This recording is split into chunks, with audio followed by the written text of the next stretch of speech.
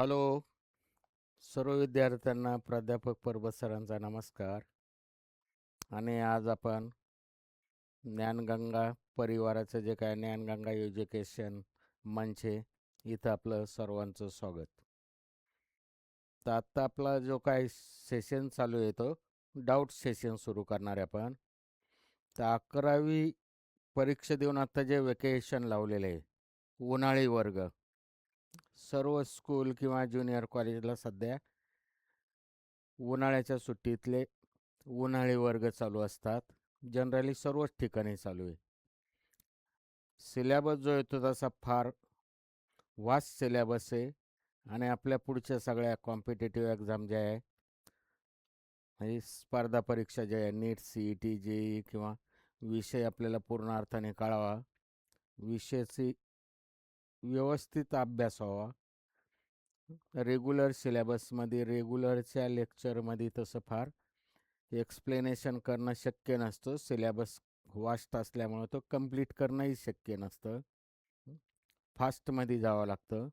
त्यामुळं बऱ्याचशा संस्थांमध्ये, बऱ्याचशा म्हणण्यापेक्षा 99% संस्थांमध्ये हायस्कूल आणि ज्युनियर कॉलेज असे जिथे जिथं 11वी-12वीचे वर्ग आहे, तिथं 11वीचा रिझल्ट लागायच्या आत आपलं समर वेकेशन चालू झालेलं असतं. त्यामुळे सर्वच ठिकाणी समर वेकेशन चालू आहे. आणि समर वेकेशनमध्ये प्रत्येक ठिकाणचे जे काय अध्यापक लोक आहे, ते त्यांच्या पद्धतीने तो टॉपिक सुरू करतात. त्यांच्या पद्धतीने तो टॉपिक सुरू करतात. म्हणजे थोडक्यात सिलेबस जो दिलेला अभ्यासक्रम, तर त्या क्रमवारच घ्यायला पाहिजे असं काय नाही. क्रम थोडा बदलतात. एकापेक्षा जास्त लोक असतात बऱ्याच ठिकाणी. त्यामुळे कोणी रोटेशनल डायनामिक्स सुरू करतं, कोणी करंट इलेक्ट्रिसिटी सुरू करतं, किंवा काही ठिकाणी 2-3 अध्यापक असतील तर एकाच वेळेस एक अध्यापक याचं रोटेशनल डायनामिक्स समजा सुरू करेल, तर दुसरा अध्यापक इकडं करंट इलेक्ट्रिसिटी सुरू करतो. तिसरा असेल तर तो अजून दुसराच वेगळा इलेक्ट्रोस्टॅटिक सुरू करतो. आणि असं एका वेळेस 2-2, 3-3 टॉपिकचा आपला स्टडी चालू असतो. थोडं थोडं थोडं थोडं पुढं सिलेबस अभ्यासक्रम संपण्यासाठी. त्याच क्रमवर घ्यायला पाहिजे असं काय नाही. क्रम थोडा आपला शिक्षकांना जो सोयीचा वाटतं कंटिन्युएशन येण्यासाठी त्या टाईपने ते अध्यापक करतात. तर आपलं ठीक आहे. आपल्याला आज जे काय डाऊट सेशनमध्ये बऱ्याचशा विद्यार्थ्यांनी आपल्याला ह्या डाऊट सेशनमध्ये आपल्याला बरेचसे डाऊट्स विचारलेले आहे. तर याच्यामध्ये आता बऱ्याचशा समर वेकेशनमध्ये रोटेशनल डायनामिक्स चालू असेल. काही शाळांमध्ये, काही स्कूलमध्ये इलेक्ट्रोस्टॅटिक चालू असेल, काहींमध्ये करंट इलेक्ट्रिसिटी असे टॉपिक चालू असेल.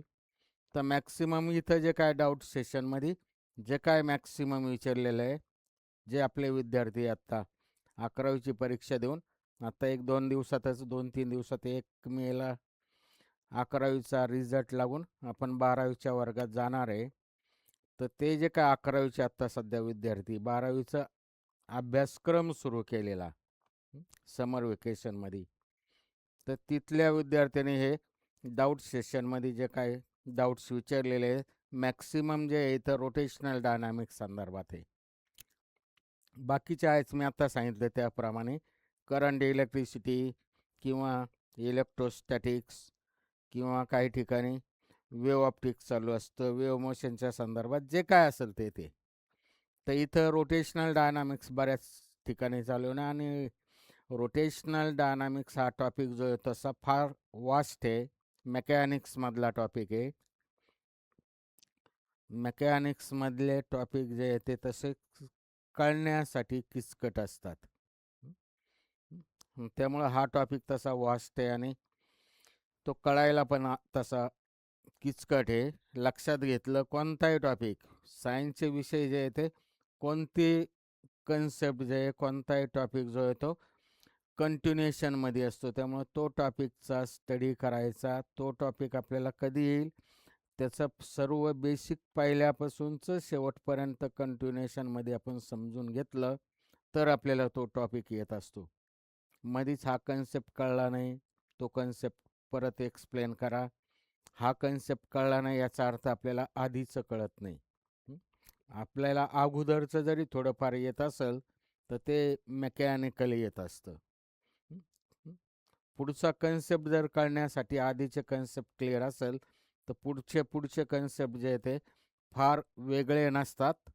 पहिल्या टॉपिकच्या सुरुवातीला जो भाग असतो त्याच्याशी सगळं रिलेटेड असतं.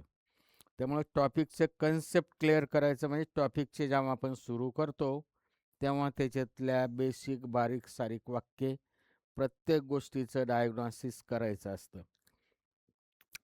तर आपण आता जे काय कोणतं रोटेशनल डायनामिक्सच्या संदर्भात इथं बऱ्याचशा हे विचारलेले डाऊट्स, तर त्याच्यातले मी थोडं वाचतो. एक 7-8-10 मुलांचं.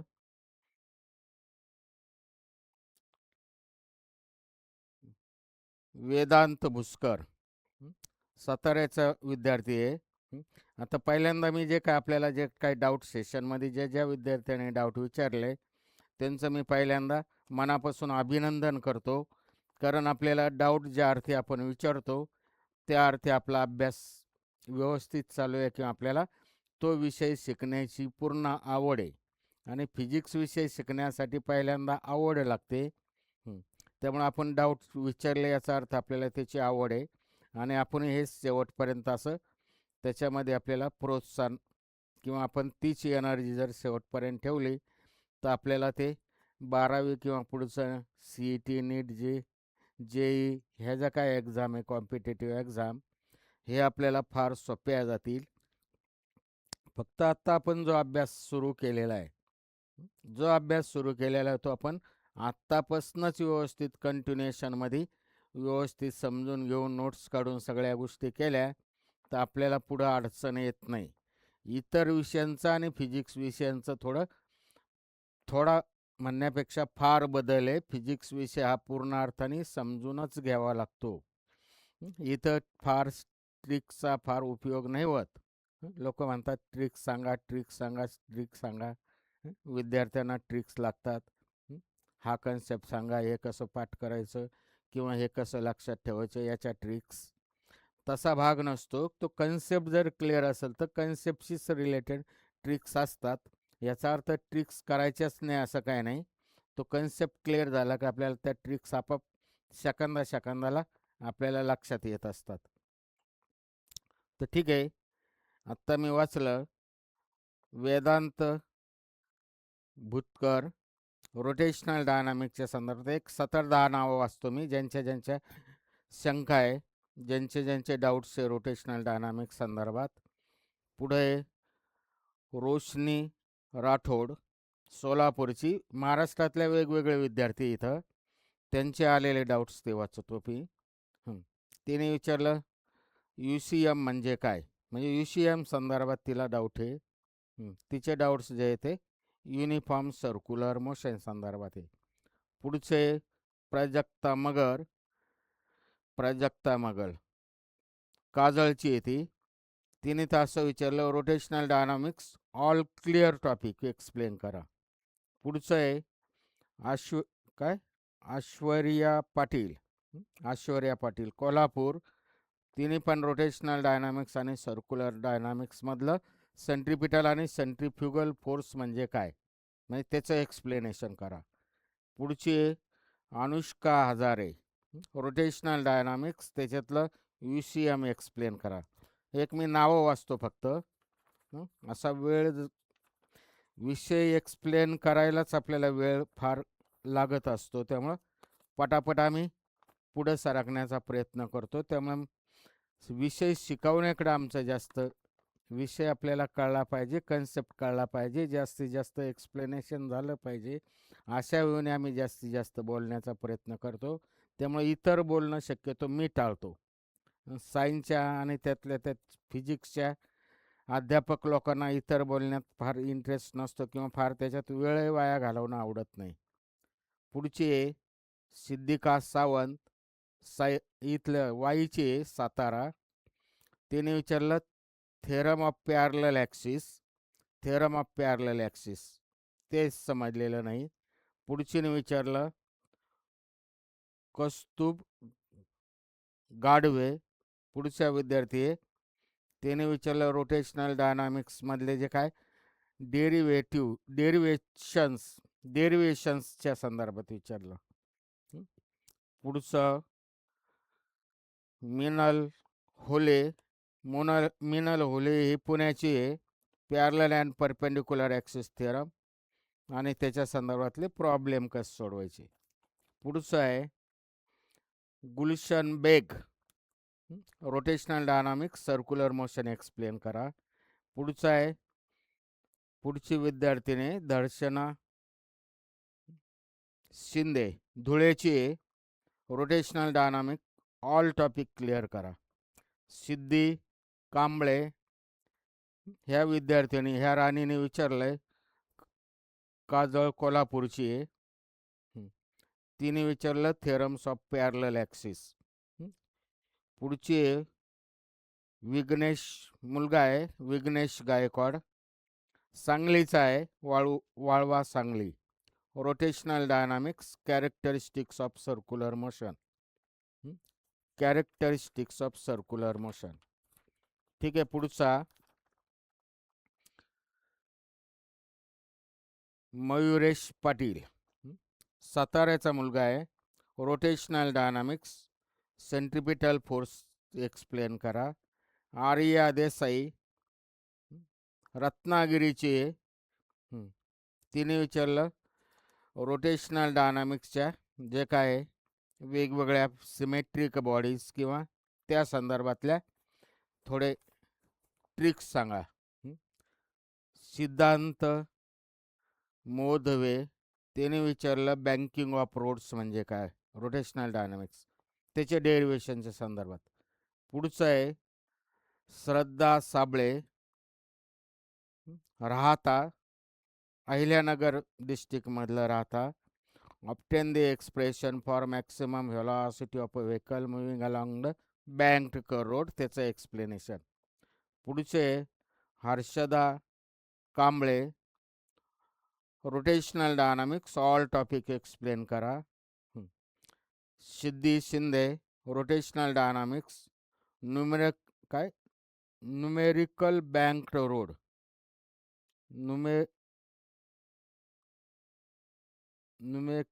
न्यूमेरिकल बँक रोड काय म्हणलं ते कळलं नाही. पण बँक रोडचे काय जे त्याच्या संदर्भात न्यूमेरिकल्स वर चर्चा करा असं. ऋतुजा चव्हाण, तिने पण रोटेशनल मोशनच्या संदर्भात त्याचे velocity at different points in vertical circular motion आणि त्याचे न्यूमेरिकल संदर्भात गाईडलाईन करा. पुढचे Aarti Patil, Kolhapur, theorem of parallel axis. पुढचं Dhairyasheel Sawant, Khanapur, Vita Khanapur, rotational dynamics conical pendulum संदर्भात विचारलेले डाऊट. आर्या शेळके पुढची, कोल्हापूरची, rotational dynamic I didn't understand that topic. ठीक आहे. तर हे सर्व जर पाहिलं आपण, हे सर्व जे काय विद्यार्थ्यांनी विचारलेले डाऊट्स, आत्ता मी जे काय नावं वाचले हे म्हणजे रोटेशनल डायनामिक संदर्भातल्या डाऊट्स ज्यांना आहे असे बरेचसे विद्यार्थी वाचले. अजून विद्यार्थी आहेत. आपल्याला सर्व जर चांगला ओव्हरऑल विचार केला तर पूर्ण रोटेशनल डायनामिक्स टॉपिक आता मी इथं एक्सप्लेन करतो. रोटेशनल डायनामिक्स तर आपण थोडं एक लक्षात घ्यायचं आहे.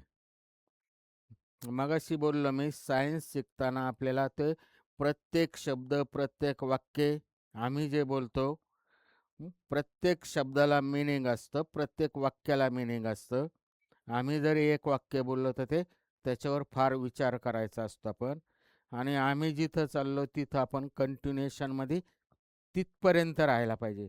तर मी काहीतरी वाक्य बोललो आणि आपण मागचंच आठवतोय तसं नाही.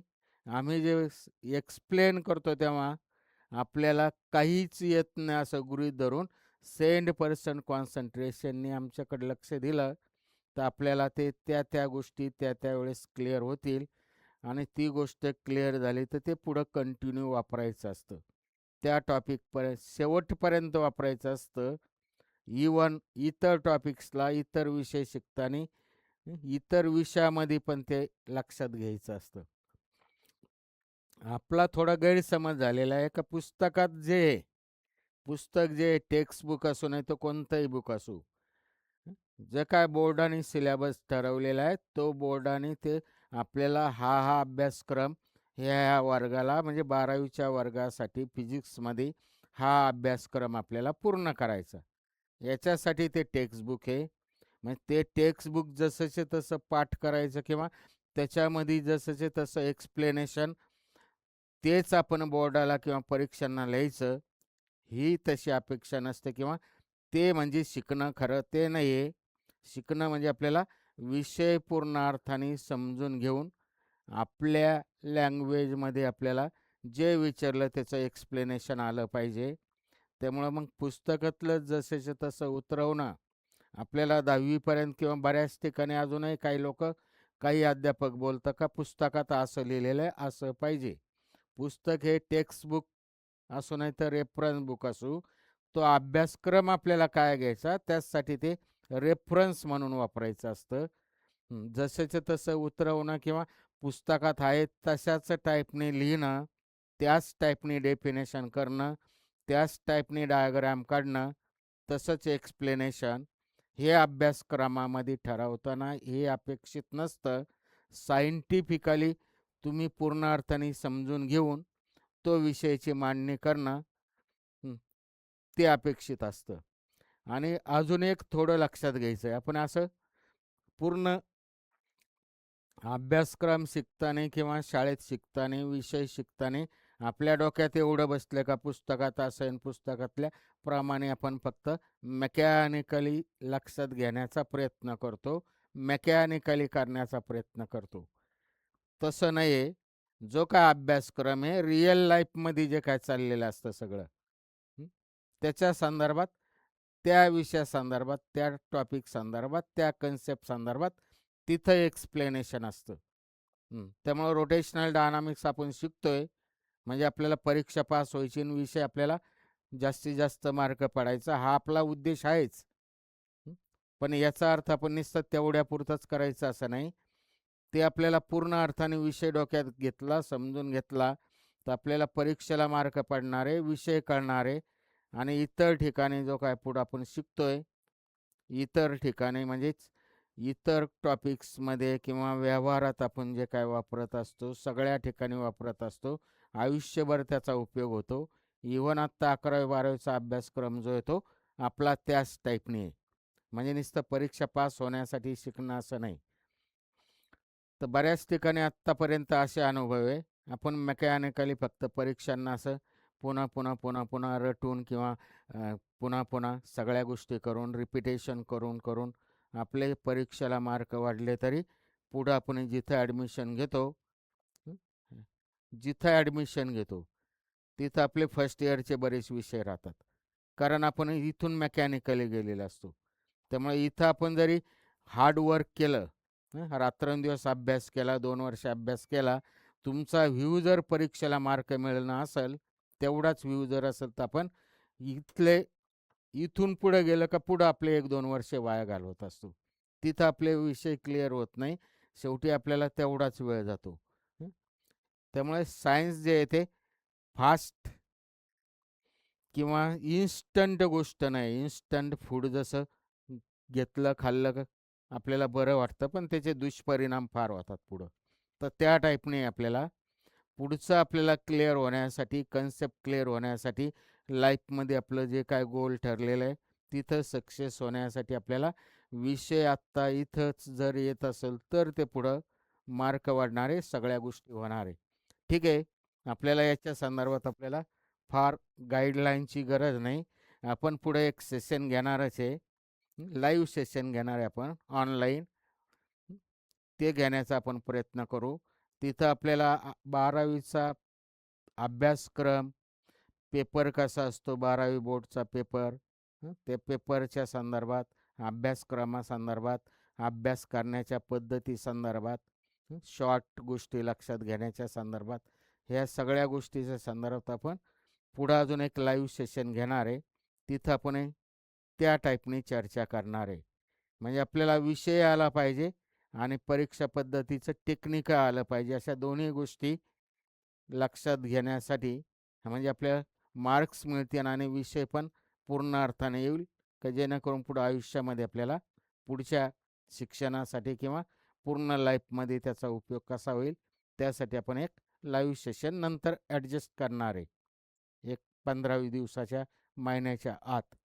म्हणजे आपल्याला सुरुवातीलाच ह्या सगळ्या गोष्टी आल्या, लक्षात घेतलं, तर आपल्याला पुढं आपलं फार डॉंकी वर्क कमी होईल. कमीत कमी वेळेमध्ये आपल्याला जास्तीत जास्त सगळ्या गोष्टी करण्याची हॅबिट आत्ताच लावता येईल. ठीक आहे. रोटेशनल डायनामिक्समध्ये आपण सुरू करतो आता आपण.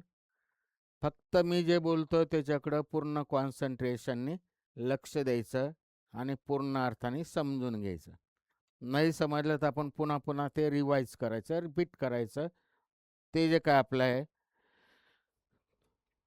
व्हिडिओ जो आहे तो परत रिवाईज करून लक्षात घ्यायचं.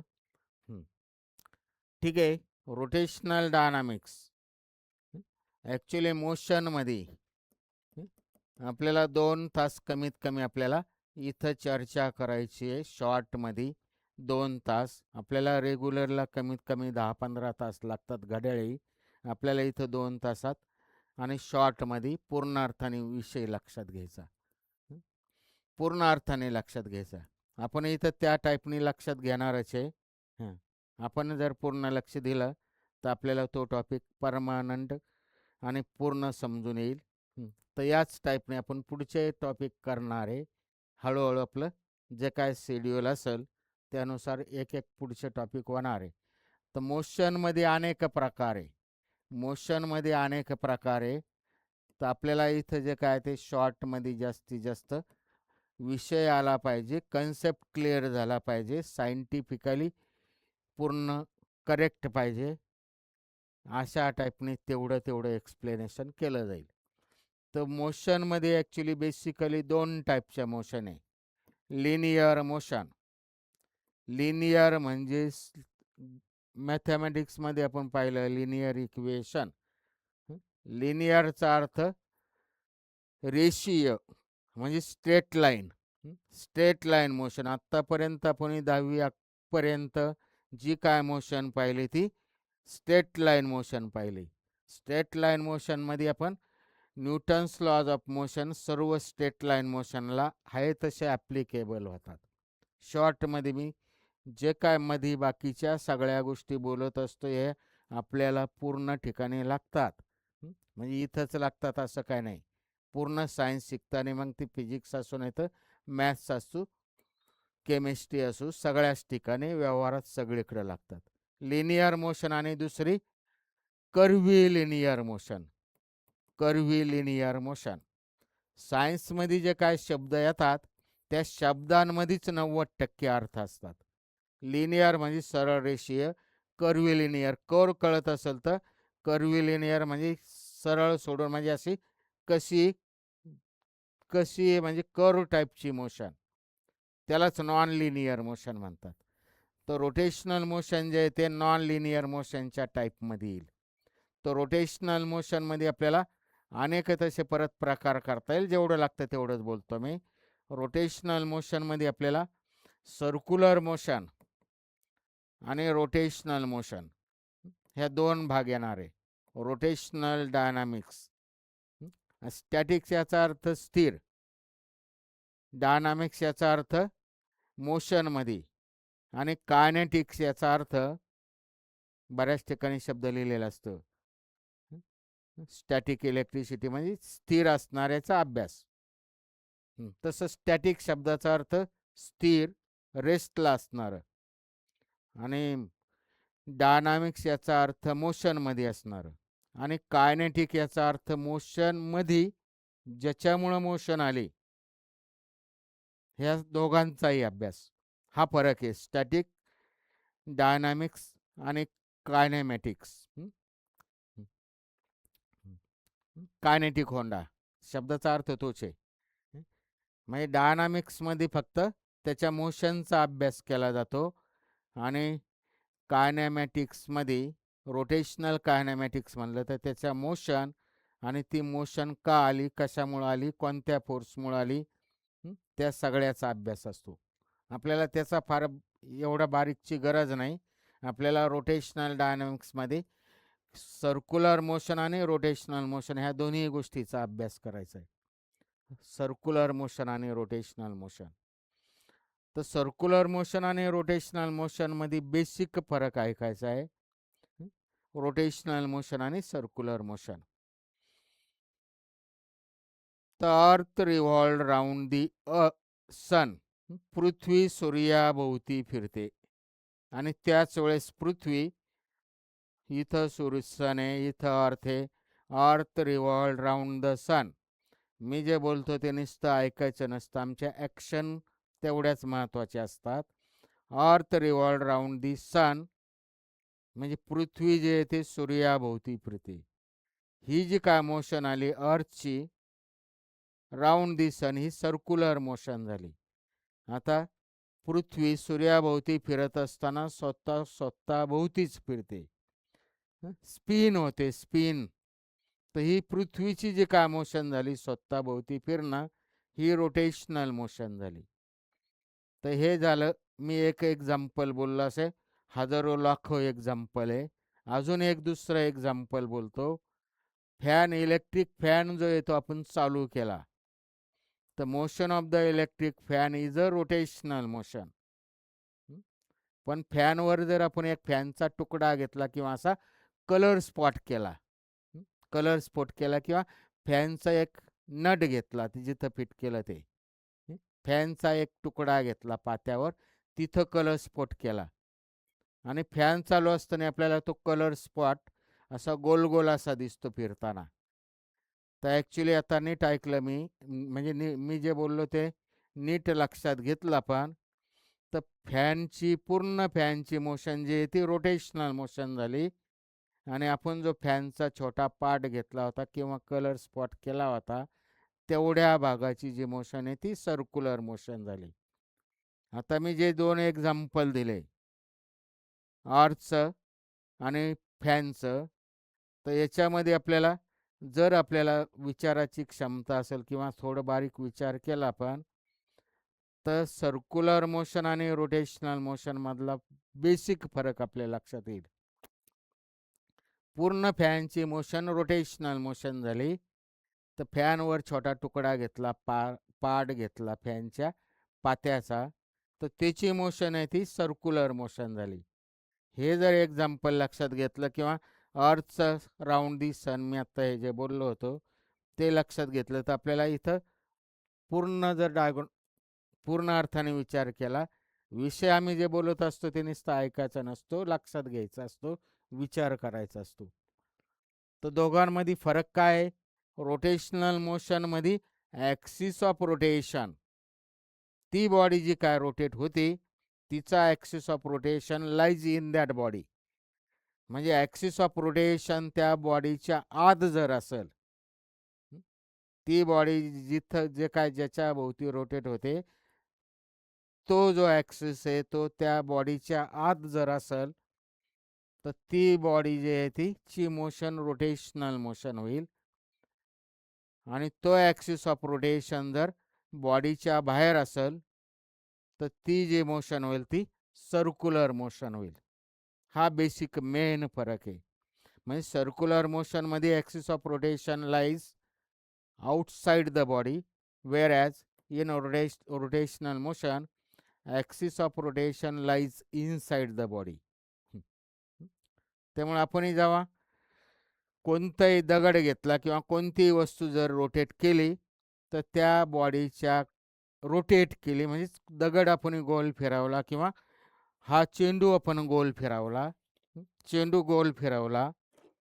ठीक आहे, मी दाखवतोच. त्यासाठी आपल्याला बरेच जादूगाराचे प्रयोगही करायचे, आपल्याला विषय कन्सेप्ट क्लिअर होण्यासाठी. आणि ह्याच टाईपने आपण सर्व टॉपिकचे आपण एक्सपेरिमेंटली करून बघणार आहे. एक्सपेरिमेंटली आता ही जी काय मोशन आहे ही झाली rotational motion of this ball. Axis of rotation हा झाला बॉडीच्या आत. त्यामुळे इथं जे काय याची मोशन आहे rotational motion of the ball झाली. पण ह्या बॉलवरचा मी जर छोटा काहीतरी पार्ट कन्सिडर केला इथं आउटसाईडचा, इथं काहीतरी मार्किंग केलं, एवढा पार्ट जर कन्सिडर केला मी, नॉट टोटल बॉल, तर एवढा काहीतरी small part of this ball, तर त्याची जी मोशन आहे ती काय होईल, सर्क्युलर मोशन होईल. Motion of this ball, entire ball is a rotational motion, whereas motion of this small part of the ball, हा एवढा तुकडा कन्सिडर केला मी स्मॉल पार्ट, तर त्याची जी मोशन आहे ती सर्क्युलर मोशन होईल. कारण त्या स्मॉल पार्टच्या रिस्पेक्टिव्हली तो ॲक्सिस ऑफ जो काय ॲक्सिस भोवती ती बॉडी फिरते त्या स्मॉल पार्टच्या रिस्पेक्टिव्ह तो काय झाला, त्या पार्टच्या बाहेर झाला. त्यामुळे त्याची मोशन आहे ती सर्क्युलर मोशन होईल. हे दोन बेसिक दोन म्हणण्यापेक्षा हा बेसिक कन्सेप्ट लक्षात घेतला, रोटेशनल आणि सर्क्युलर मोशन. तर रोटेशनल मोशनमध्ये axis of rotation inside the body असतो, सर्क्युलर मोशनमध्ये axis of rotation outside of the body असतो. हे जर लक्षात येत असेल तर ह्या बॉलचे आपण असे छोटे छोटे छोटे अनेक तुकडे कन्सिडर केले तर पूर्ण बॉलची मोशन जी आहे ती रोटेशनल मोशन होईल आणि त्या प्रत्येक छोट्या छोट्या तुकड्याची मोशन जी आहे ती सर्क्युलर मोशन होईल. ते झालं रोटेशनल आणि सर्क्युलर मोशनच्या संदर्भात बेसिक. आता पुढचा भाग ऐकायचा आपल्याला. रोटेशनल डायनामिक्समध्ये आपल्याला 11वीचा पूर्ण सर्क्युलर मोशन हा टॉपिक आपल्याला लक्षात घ्यायचा आहे. रोटेशनल डायनामिक्समध्ये आपल्याला 11वीचा पूर्ण सर्क्युलर मोशन हा टॉपिक लक्षात घ्यायचा. तोच पुढं कंटिन्यू रोटेशनलच्या मध्ये कंटिन्युएशन आहे. आता सर्क्युलर मोशन म्हणजे काय, देवाला आपण असा गोल चक्कर मारला, देवाला आपण असा गोल चक्कर मारला तर ती सर्क्युलर मोशन होईल. म्हणजे समजा हे बॉल असा इथं असा गोल फिरतो ह्या डायरेक्शनने. इथं डायग्रामॅटिकली मी दाखवतो, पाहिजे तर इथं दाखवतो मी. तर ही जी काय मोशन आहे, ही जी काय मोशन आहे, ह्या समजा हे मी इमॅजिनरी सर्कल घेतलं, इथं देव आहे, त्याला मी असं गोल राऊंड मारतो. मी इथून इथून असं चाललो, याला देवाला राऊंड मारतो, देव पावाला मला पावला पाहिजे, 11वी-12वीला फुल मार्क मिळाले पाहिजे, नीट जेईला मेडिकलला लागलं पाहिजे. तसा नसतो देव पावत. आत्ता मी जे बोलतो हे सगळं केलं तर तो देव पावतो. तर ही सर्क्युलर मोशन होईल. आता मी इथं आहे, समजा मी इथं आहे, एवढ्या आर रेडियसचं सर्कल, देव इथं सेंटरला आहे आणि त्याला असा मी गोल राऊंड मारतो. आपण इथं उलट्या डायरेक्शनने राऊंड मारणार आहे, त्यामुळे देव कधीच पावणार नाही. इथं उलटा का, त्याला सायंटिफिक आधार आहे, ते मी नंतर बोलत. सायंटिफिक मिनिंग आहे, आपण उलटं का घ्यायचं ते मी थोडं नंतर बोलत. तर इथं मी सर्क्युलर मोशन, ह्या सर्कलवरनं तो सर्कल मी पूर्ण ट्रेस करत राहिलो तर ते माझे सर्क्युलर मोशन होईल. त्या सर्कलवरनं जेव्हा मी असं गोल फिरतो, आत्ता मी इथं जर असेल तर माझं तोंडाची दिशा ही आहे. प्रत्येक इन्स्टंटला मी कुठेही गेलो या सर्कलवरनं तर प्रत्येक ठिकाणी माझं तोंडाची दिशा बदलणार आहे. अशा इन्फायनाईट पोझिशन येणार आहे. समजा मी इथं आलो तर माझी तोंडाची दिशा इकडं होणार आहे, इथं आलो तर मी ह्या टाईपने इकडं तोंडाची दिशा होणार आहे. प्रत्येक इन्स्टंटला पण जिथं जाईल तिथं आपलं जे डायरेक्शन जे बदलणार आहे प्रत्येक इन्स्टंटला. इथं मी 4 ठिकाणी दाखवलं. तर इथं डायरेक्शन बदललं, डायरेक्शन बदललं म्हणजे त्याची लिनियर व्हेलॉसिटी, लिनियर व्हेलॉसिटी जी आहे, व्हेलॉसिटी वेक्टर क्वांटिटी, वेक्टरला मॅग्निट्यूड आणि डायरेक्शन असतं. त्यामुळे मी प्रत्येक ठिकाणी जिथं चाललोय अशा इन्फायनाईट पोझिशन येणार आहे. मी इथं 4 पोझिशन दाखवल्या, 4 पोझिशन. तर प्रत्येक ठिकाणी माझी डायरेक्शन बदलतं, तोंडाची दिशा बदलते, म्हणजेच लिनियर व्हेलॉसिटीचं डायरेक्शन बदलतं. म्हणजेच व्हेलॉसिटी वेक्टर हे जे काय लिनियर व्हेलॉसिटी वेक्टर व्ही बार तो चा डायरेक्शन बदलतं. मॅग्निट्यूडच्या संदर्भात मी काही बोलत नाही सध्या. त्याचा मॅग्निट्यूड काही असो पण डायरेक्शन बदलतं. त्यामुळे तो टोटल वेक्टर कॉन्स्टंट राहत नाही आणि तो टोटल वेक्टर कॉन्स्टंट नाही म्हणजेच वेलॉसिटी जर कॉन्स्टंट नसेल तर त्याच्या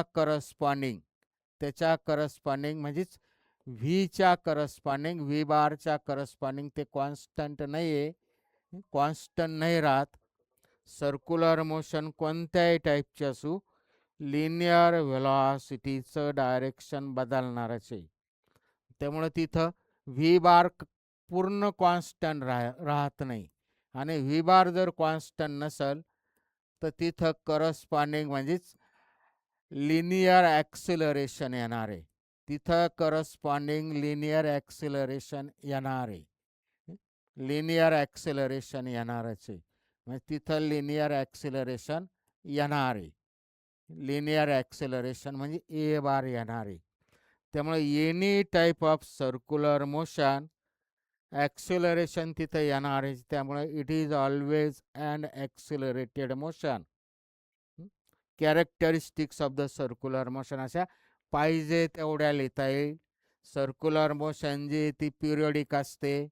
circular motion is a periodic motion. ही एक बेसिक कॅरेक्टरिस्टिक्स होईल. दुसरं आत्ता मी बोललो त्यातल्या त्यात ही मेन विषयासाठी कन्सेप्टसाठी it is always an accelerated motion. कोणत्याही टाईपच्या सर्क्युलर मोशनमध्ये पुन्हा पुन्हा हे वाक्य ऐकायचं. लिनियर व्हेलॉसिटीचं डायरेक्शन कंटिन्यू बदलणारच आहे. ते कसं असतं ते इथं दिसतं. जिथं जिथं आपण दाखवलं डायग्राममध्ये तिथं तिथं ते कसं असतं tangential to the circle at that point. त्याला टँजन्शियल असतं म्हणजे ह्या आर जो आहे त्या रेडियसला लंब असतं प्रत्येक ठिकाणी. म्हणून तर मी आपल्याला ते परपेंडिक्युलर असतं हे कळावं म्हणून मी समोरासमोरचे पार्टिकल घेतले म्हणजे पोझिशन घेतले. तर लिनियर व्हेलॉसिटीचं direction is always perpendicular to the circle at that point. Direction continue बदलतं त्यामुळे तिचं लिनियर ॲक्सेलरेशन येणार. ही पुढची कॅरेक्टरिस्टिक झाली. इच टाईप म्हणजे every type of circular motion is a accelerated motion. आता पुढचं ऐकायचं थोडं. आपण आडव्या प्लेनमध्ये जर मूव्ह होत असेल तर ती कोणती होईल? आडव्या सर्कलमध्ये हे जे इमॅजिनरी सर्कल आपण देवाला जे राऊंड मारतो ते आपण आडवं सर्कल घेतलेलं आहे. याला हॉरिझॉन्टल सर्क्युलर मोशन म्हणतात. ही जर मोशन मी उभ्या डायरेक्शनने घेतली, उभ्या डायरेक्शनने समजा हा बॉल जो आहे तो असा गोल फिरत असेल, असा गोल दाखवतो मी पाहिजे तर. ही जी काय मोशन येईल ही काय ती झाली वर्टिकल सर्क्युलर मोशन झाली उभ्या प्लेनमध्ये. वर्टिकल म्हणजेच उभ्या प्लेनमध्ये. ही जी काय मोशन झाली कोणती झाली? आडव्या प्लेनमध्ये झाली. तर सर्क्युलर मोशन जे आडव्या प्लेनमधली ती हॉरिझॉन्टल सर्क्युलर मोशन होईल. उभ्या प्लेनमधली सर्क्युलर मोशन जी आहे ती व्हर्टिकल सर्क्युलर मोशन होईल. मी असं तिरकं प्लेन घेतो, असं तिरकं. तर ही जी काय मोशन झाली ही काय झाली अशा तिरक्या टाईपनी झाली. ह्या टाईपची मोशन जी आहे ती व्हर्टिकल अशी न घेता मी कोणती घेतो? अशी तिरक्या प्लेनमध्ये घेतो. तिरक्या प्लेनमध्ये मी आत्ता बोललो अशा टाईपनी तिरक्या प्लेनमध्ये ह्या डायरेक्शननी ही सर्क्युलर मोशनच झाली. असे वेगवेगळ्या टाईपनी आपल्याला थोडा अँगल बदलला तर अजून अशी वेगळी सर्क्युलर मोशन येईल. अजून अँगल बदलला तर हे इन्क्लाइंड सर्क्युलर मोशन झाली. म्हणजे वेगवेगळे असे इनफायनाईट पोझिशन येणार म्हणजे इनफायनाईट टाईपच्या वेगवेगळे प्लेन येणार आहे. आपण कोणत्याही कशाही डायरेक्शननी आपण जर गोल चक्कर मारला तर त्या सर्क्युलर मोशन होतील. तर आपल्याला इथं हॉरिझॉन्टल सर्क्युलर मोशन बघायची आहे आणि मग नंतर फक्त व्हर्टिकल सर्क्युलर मोशन बघायची. अशा वेगवेगळ्या इन्क्लाइंड प्लेन बांधल्या, त्या सर्क्युलर मोशन बघायच्या नाही. तर आपल्या प्रत्येक सर्क्युलर मोशनमध्ये मग ती हॉरिझॉन्टल असू, व्हर्टिकल असू किंवा वेगवेगळ्या इन्क्लाइंड प्लेनमध्ये असू, त्यांच्या करस्पॉन्डिंग इक्वेशन सगळ्या गोष्टी वेगवेगळ्या येणार आहे. तर आपल्याला सध्या हॉरिझॉन्टल सर्क्युलर मोशन बघायची आणि ते संपल्यानंतर मग व्हर्टिकल सर्क्युलर मोशन बघायची. तर सध्या आपण हॉरिझॉन्टल सर्क्युलर मोशन बघतो. तर हॉरिझॉन्टल सर्क्युलर मोशनमध्ये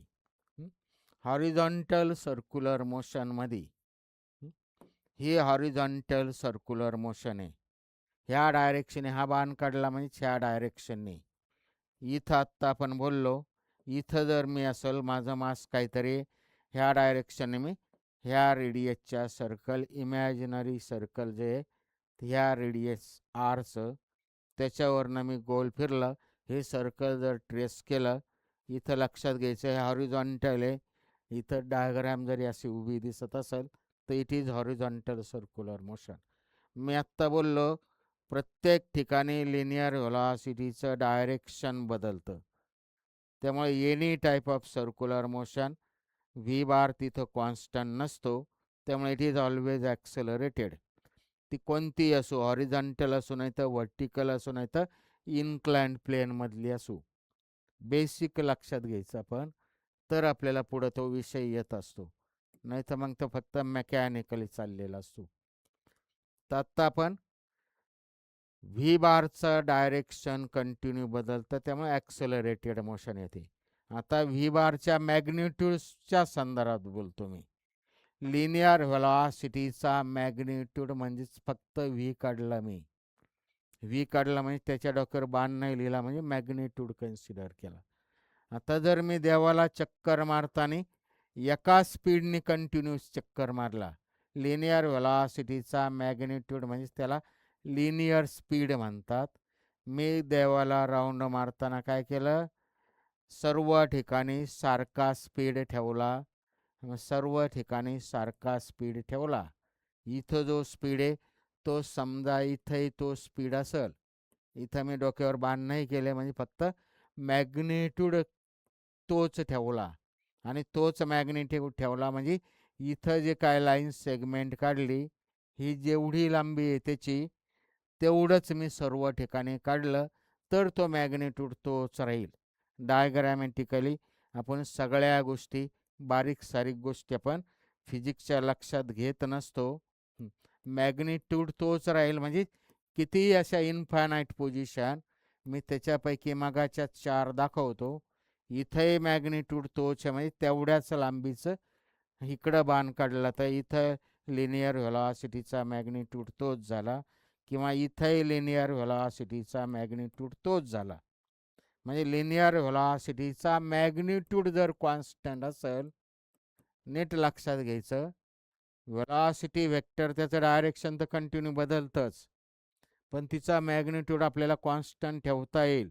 सारख्या स्पीडनी जर देवाला राऊंड मारत बसलो, सारख्या स्पीडनी, स्पीड शब्द वापरला मी, म्हणजेच लिनियर व्हेलॉसिटीचा मॅग्निट्यूड म्हणजेच लिनियर स्पीड जर कॉन्स्टंट असेल, तर that type of motion is called uniform circular motion. शब्दामध्येच अर्थ आहे युनिफॉर्म सर्क्युलर मोशन. तर हे जे काय मी डायग्राम काढले हे युनिफॉर्म सर्क्युलर मोशनशी झालं. म्हणजे लिनियर व्हेलॉसिटीचा मॅग्निट्यूड सर्व ठिकाणी सारखा झाला. याला पाहिजे तर V1 V2 V3 V4 असं म्हणतो. तर UCMमध्ये काय झालं, इथं लिनियर व्हेलॉसिटीचा मॅग्निट्यूड कॉन्स्टंट झाला.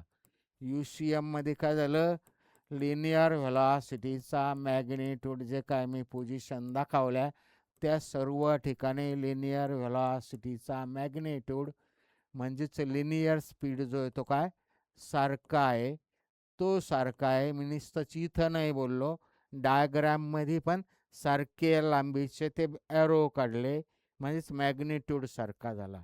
हे UCMचं बेसिक आहे. आता नॉन UCMमध्ये काय राहील, नॉन UCMमध्ये समजा मी इथं जोरात पळालो, म्हणजे लिनियर व्हेलॉसिटीचा मॅग्निट्यूड इथं जास्त झाला. इथं हळू पळालो, इथं अजून हळू पळालो. लिनियर व्हेलॉसिटीचा मॅग्निट्यूड बदलला, कमी जादा झाला. इथं अजून मी जोरात पळालो, जोरात पळायला म्हणजे मॅग्निट्यूड जास्त दाखवलं वेक्टर ॲनालिसिसमध्ये. ठीक आहे. आत्ता जे चालू आहे क्रॅश कोर्स चालू आहे आता सध्या. वेक्टर ॲनालिसिस 11वीचा टॉपिक आहे. आपल्याला फिजिक्स जर कळून घ्यायचं असेल समजून, तर 11वीचा वेक्टर ॲनालिसिस टॉपिक क्रॅश कोर्समध्ये आत्ता मी पूर्ण अर्थाने बारीक सारीक त्याच्या गोष्टी तिथं एक्सप्लेन केलेला आहे. त्यामुळे तो आपण आवर्जून तो 11वीचा वेक्टर ॲनालिसिस वेक्टरच्या संदर्भात जे काय आपलं व्हिडिओ आहे तो पूर्ण अर्थाने पाहिला तर आपल्याला बऱ्याचशा गोष्टी क्लिअर होतील. फिजिक्समध्ये जर वेक्टर येत असेल तर आणि तरच ते फिजिक्स येतं, नाही तर फिजिक्स येत नाही. तर तो व्हिडिओ आपण एकदा बघा. त्याच्यामध्ये आपण सर्व एक्सप्लेन केलेलं आहे. वेक्टर ॲनालिसिस ते आपल्याला प्रत्येक इन्स्टंटला प्रत्येक ठिकाणी फिजिक्समध्ये लागत असतं, मॅथ्समध्ये लागत असतं. त्यामुळे आपण तिथं पूर्ण अर्थाने नेमकं काय आहे ते फार बारीकमध्ये एक्सप्लेन केलेलं आहे. मी थोडा अजून एक बोलतो. आपल्याला मी प्राध्यापक परबत सर, 35 वर्षे फिजिक्स शिकवलेलं आहे. एक स्टँडर्ड इन्स्टिट्यूट, महाराष्ट्रातली पूर्ण अर्थाने एक स्टँडर्ड इन्स्टिट्यूट. तिथं मी 35 वर्षे फिजिक्स शिकवलं. फिजिक्स शिकवत असतानाच मी 12-15 वर्षे मॅथमॅटिक्स शिकवलं, अजून एज्युकेशन शिकवलं. असे सायमल्टेनियसली शब्द लक्षात येत असेल तर आपण 12-15 वर्ष मी म्हणजे ॲक्च्युली 12 वर्ष मॅथ्स शिकवलं, ते 15 वर्ष एज्युकेशन शिकवलं आणि 35 वर्षे फिजिक्स शिकवलं सायमल्टेनियसली, म्हणजे एकाच वेळेस. त्यामुळे आम्हाला फार एक्सपिरियन्स आहे. पहिल्या वर्षी आम्ही जेव्हा CET एक्झाम सुरू झाली तेव्हा महाराष्ट्रात फिजिक्सला आउट ऑफ मार्क पाडणारा CETला आमचा विद्यार्थी आहे महाराष्ट्रात पहिल्याच वर्षी. त्यामुळे त्याचा आम्हाला फार बारीक अभ्यास आहे. फक्त आता आपण ती आमच्याकडून जे काय गोष्टी घेण्यासारख्या आहेत आपण त्या गोष्टी घ्यायच्या असतात. त्यामुळे आमचा किती अभ्यास आहे म्हणण्यापेक्षा आपल्याला त्याच्यात किती इंटरेस्ट आहे, आपण किती करतोय ते आपण करण्यावर असतं. आमचं सांगणं काम आहे. आमचा अभ्यास जरी असला तर आपण तो करावा लागतो. आणि हे जे काय 11वी-12वीचा अभ्यासक्रम आहे तो एवढा साधा नाही आहे. फिजिक्स, मॅथ्स, केमिस्ट्री, बायोलॉजी याच्या कम्पॅरेटिव्हली फिजिक्स फार वेगळ्या पद्धतीने अभ्यास करावा लागतो. तर आणि तरच फिजिक्स येतं, नाहीतर फिजिक्सचा रिझल्ट फार कमी असतो, फार कमी असतो. काही काही गोष्टी आम्हाला इथं बोलता येत नाही, पण फिजिक्सचा रिझल्ट फार कमी असतो आणि त्याला कारणीभूत एवढ्याच गोष्टी का आपण मेकॅनिकली फक्त आपल्याला ट्रिक्स लागतात. ट्रिक्स फिजिक्सची एकही ट्रिक्स आपल्याला कधीच येणार नाही. ट्रिक्स कितीही सोपी असू, कन्सेप्ट जर क्लिअर असेल तर आणि तरच ती विषय कळणार आहे.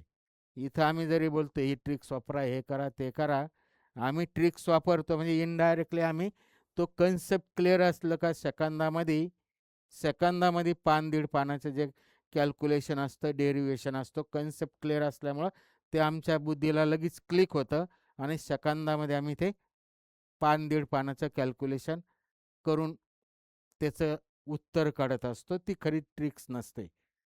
ट्रिक्स कधी वापरता येते, तो विषय कन्सेप्ट कळत असेल तर आपल्याला पण आम्ही जे बोललो आत्ता मी त्या पद्धतीने करता येतं. ती त्याला ट्रिक्स म्हणतात. ती खरी ट्रिक्स. आणि त्यासाठी वेगळं लक्षात ठेवण्याची गरज नसते. त्यासाठी कन्सेप्टच लक्षात ठेवावा लागतो. आता काही लोक काही पण ट्रिक्स सांगतात. फॉर्म्युलेचं लाखो फॉर्म्युले, ते लाखो फॉर्म्युले लक्षात ठेवायचे का ती ट्रिक्स लक्षात ठेवायच्या, का ही ट्रिक्स बरोबर ह्याच कन्सेप्टसाठी वापरायची, इथं हेच गणित प्रॉब्लेम, हेच MCQ सोडवायला वापरायची, हेच कन्सेप्ट किंवा हेच थेरी, हेच डेरिवेशनला इथंही वापरायची. आपल्याला ते लक्षात येत नाही. आपलं एवढं कन्फ्युजन झालेलं असतं का आपण फिजिक्सच्या पेपरमध्ये बायोलॉजीचं लिहितोय, फिजिक्सच्या पेपरमध्ये केमिस्ट्रीचं लिहितोय, विचारलेलं फिजिक्स आणि पेपरमध्ये काही काही ठिकाणी केमिस्ट्रीचं काहीतरी लिहिलेलं असतं, बायोलॉजीचं काहीतरी लिहिलेलं असतं. आपल्याला एवढं आपलं कन्फ्युजन झालेलं असतं, नंतर एवढं आपण ओव्हर हँग झालेला असतो. त्यामुळे हे हजारो फॉर्म्युले आणि त्याच्या हजारो ट्रिक्स, म्हणजे हजार फॉर्म्युले आणि हजार ट्रिक्स, असं ते फॉर्म्युलेच लक्षात येणं तर अजून त्याच्यात डबल भर पडायची आणि अजून आपण हँग व्हायचं, ती गोष्ट आम्हाला शक्य नाही. आणि ते मी इथं स्टेजवर बोलतो कारण आम्हाला खोटं किंवा अयोग्य गोष्टी बोलून सहानुभूती मिळवणं हे माझं एमच नाही पहिल्यापासून. अयोग्य गोष्टी करून सहानुभूती मिळवणं हे मला अजिबात आवडत नाही. आम्हाला आहे तो विषय शिकवायलाच फार वेळ कमी पडत असतो. जेवढं शिकू तेवढं कमीच असतं. ठीक आहे, मी आत्ता आपल्याला एक जस्ट प्रबोधन केलं, नेमकं काय आहे ते. तर लिनियर व्हेलॉसिटीचा मॅग्निट्यूड जर कॉन्स्टंट असेल, म्हणजेच लिनियर स्पीड कॉन्स्टंट असेल, तर त्याला म्हणतात युसीएम. आता मी इथं मॅग्निट्यूड वेगवेगळे घेतले. मॅग्निट्यूड वेक्टरचा मॅग्निट्यूड म्हणजेच ती जी काय लाईन सेगमेंट काढली तिची लेंथ इथं जास्त आहे, इथं त्याच्या कम्पॅरेटिव्ह कमी आहे, इथं अजून व्हेलॉसिटी त्याच्या कम्पॅरेटिव्ह कमी आहे आणि इथं एकदमच वाढली. म्हणजेच मी देवाला राऊंड जे मारतो ते कमी जादा पळतो, कमी जादा स्पीडने मारतो. म्हणजेच इथं लिनियर व्हेलॉसिटीचा मॅग्निट्यूड, लिनियर व्हेलॉसिटीचा मॅग्निट्यूड म्हणजेच लिनियर स्पीड इथं कॉन्स्टंट नाही आहे. त्यामुळं कॉन्स्टंट जर नसेल तर याला म्हणतात non UCM, non uniform circular motion. हे झालं युसीएम आणि नॉन युसीएमचं बेसिक. आपल्याला पाहिजे तेवढं दोघांमधला डिफरन्स लिहिता येईल, डायग्रामॅटिकली बोलता येईल. इथं डायग्रामॅटिकली दाखवलं मी, आणि अजून बऱ्याचशा गोष्टी लिहिता येतील आपल्याला. आपल्याला इथं कन्सेप्ट आपण क्लिअर करतोय. पेपरमध्ये काय लिहायचं, कसं लिहायचं, ते आपल्याला कन्सेप्ट क्लिअर झालं का आपल्याला पाहिजे तेवढं लिहिता येत असतं. तर युसीएम आणि नॉन युसीएम.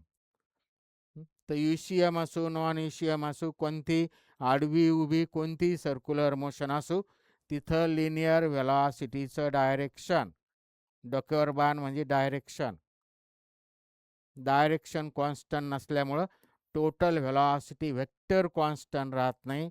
आणि तो जर कॉन्स्टंट नसेल तर करस्पॉन्डिंग काय येतं, हे जर कॉन्स्टंट नसेल तर करस्पॉन्डिंग तिथं, हे कॉन्स्टंट नसेल तर करस्पॉन्डिंग तिथं ॲक्सलरेशन म्हणजेच लिनियर ॲक्सलरेशन येणारच आहे. लिनियर म्हणजे circular motion is always an accelerated motion. हे आपण पाहिलं, पुन्हा पुन्हा मी तेच बोलतो. ते झालं युसीएम आणि नॉन युसीएम. तर अजून पुढं जाऊन आता आपण ते फार जास्त काढत नाही बसत मी. पुढं जाऊन linear angular velocity, angular velocity UCM जर असेल तर तिथं अँग्युलर स्पीड कॉन्स्टंट येणारच आहे. अँग्युलर व्हेलॉसिटी जे येते, अँग्युलर आणि लिनियरमधलं रिलेशन आपण 10वीत काढलं, 11वीत काढलं. लिनियर व्हेलॉसिटी आणि अँग्युलर व्हेलॉसिटीमधलं जे काय रिलेशन येतं, तर अँग्युलर व्हेलॉसिटी आणि रॅडियस वेक्टर. रॅडियस वेक्टर म्हणजे हा आर जो आहे बाहेरच्या दिशेने काढलेला, आरला जर इकडं बाण केला तर तो रॅडियस वेक्टर होईल. तर अँग्युलर व्हेलॉसिटी आणि रॅडियस वेक्टर ह्या दोघांचा क्रॉस प्रॉडक्ट हे लिनियर व्हेलॉसिटी येत असतं. तर सर्क्युलर मोशनमध्ये, रोटेशनल मोशनमध्ये, नॉन लिनियर म्हणजे कर्व्हिलिनियर मोशनमध्ये अँग्युलर व्हेलॉसिटी येणारच आहे ओमेगा बार. तर युसीएम जर असेल तर तिथं ओमेगा कॉन्स्टंट राहतो. नीट ऐकायचं, युसीएम असेल तर तिथं ओमेगा सुद्धा कॉन्स्टंट येतो, म्हणजेच अँग्युलर स्पीड कॉन्स्टंट येतं. याच्या डोक्यावर बाण नाही लिहिला. आणि अँग्युलर स्पीड कॉन्स्टंट येतो, नुसता तो नाही, अँग्युलर व्हेलॉसिटी सुद्धा कॉन्स्टंट येते. ते प्रूव्ह करता येतं, पण आपल्याला त्याच्यात आता मी फार वेळ नाही घालवत. युसीएम मध्ये व्ही बार कॉन्स्टंट नसतो, पण ओमेगा बार कॉन्स्टंट येतो. व्ही बार कॉन्स्टंट नसतो, व्ही कॉन्स्टंट असतो, ओमेगा कॉन्स्टंट असतो. आणि ओमेगा बार सुद्धा कॉन्स्टंट येतो. म्हणजे कंप्लीट अँग्युलर व्हेलॉसिटी हा पूर्ण वेक्टर कॉन्स्टंट येतो ईसीएम मध्ये. नॉन ईसीएम मध्ये ओमेगा बार कॉन्स्टंट येत नाही. हे आपल्याला प्रूव्ह करता येतं, ते मी आता फार जास्त बोलत नाही. यूसीएम मध्ये ओमेगा बार कॉन्स्टंट येतो, व्ही बार कॉन्स्टंट नसतो, ओमेगा बार कॉन्स्टंट असतो. एवढं लक्षात घ्यायचं.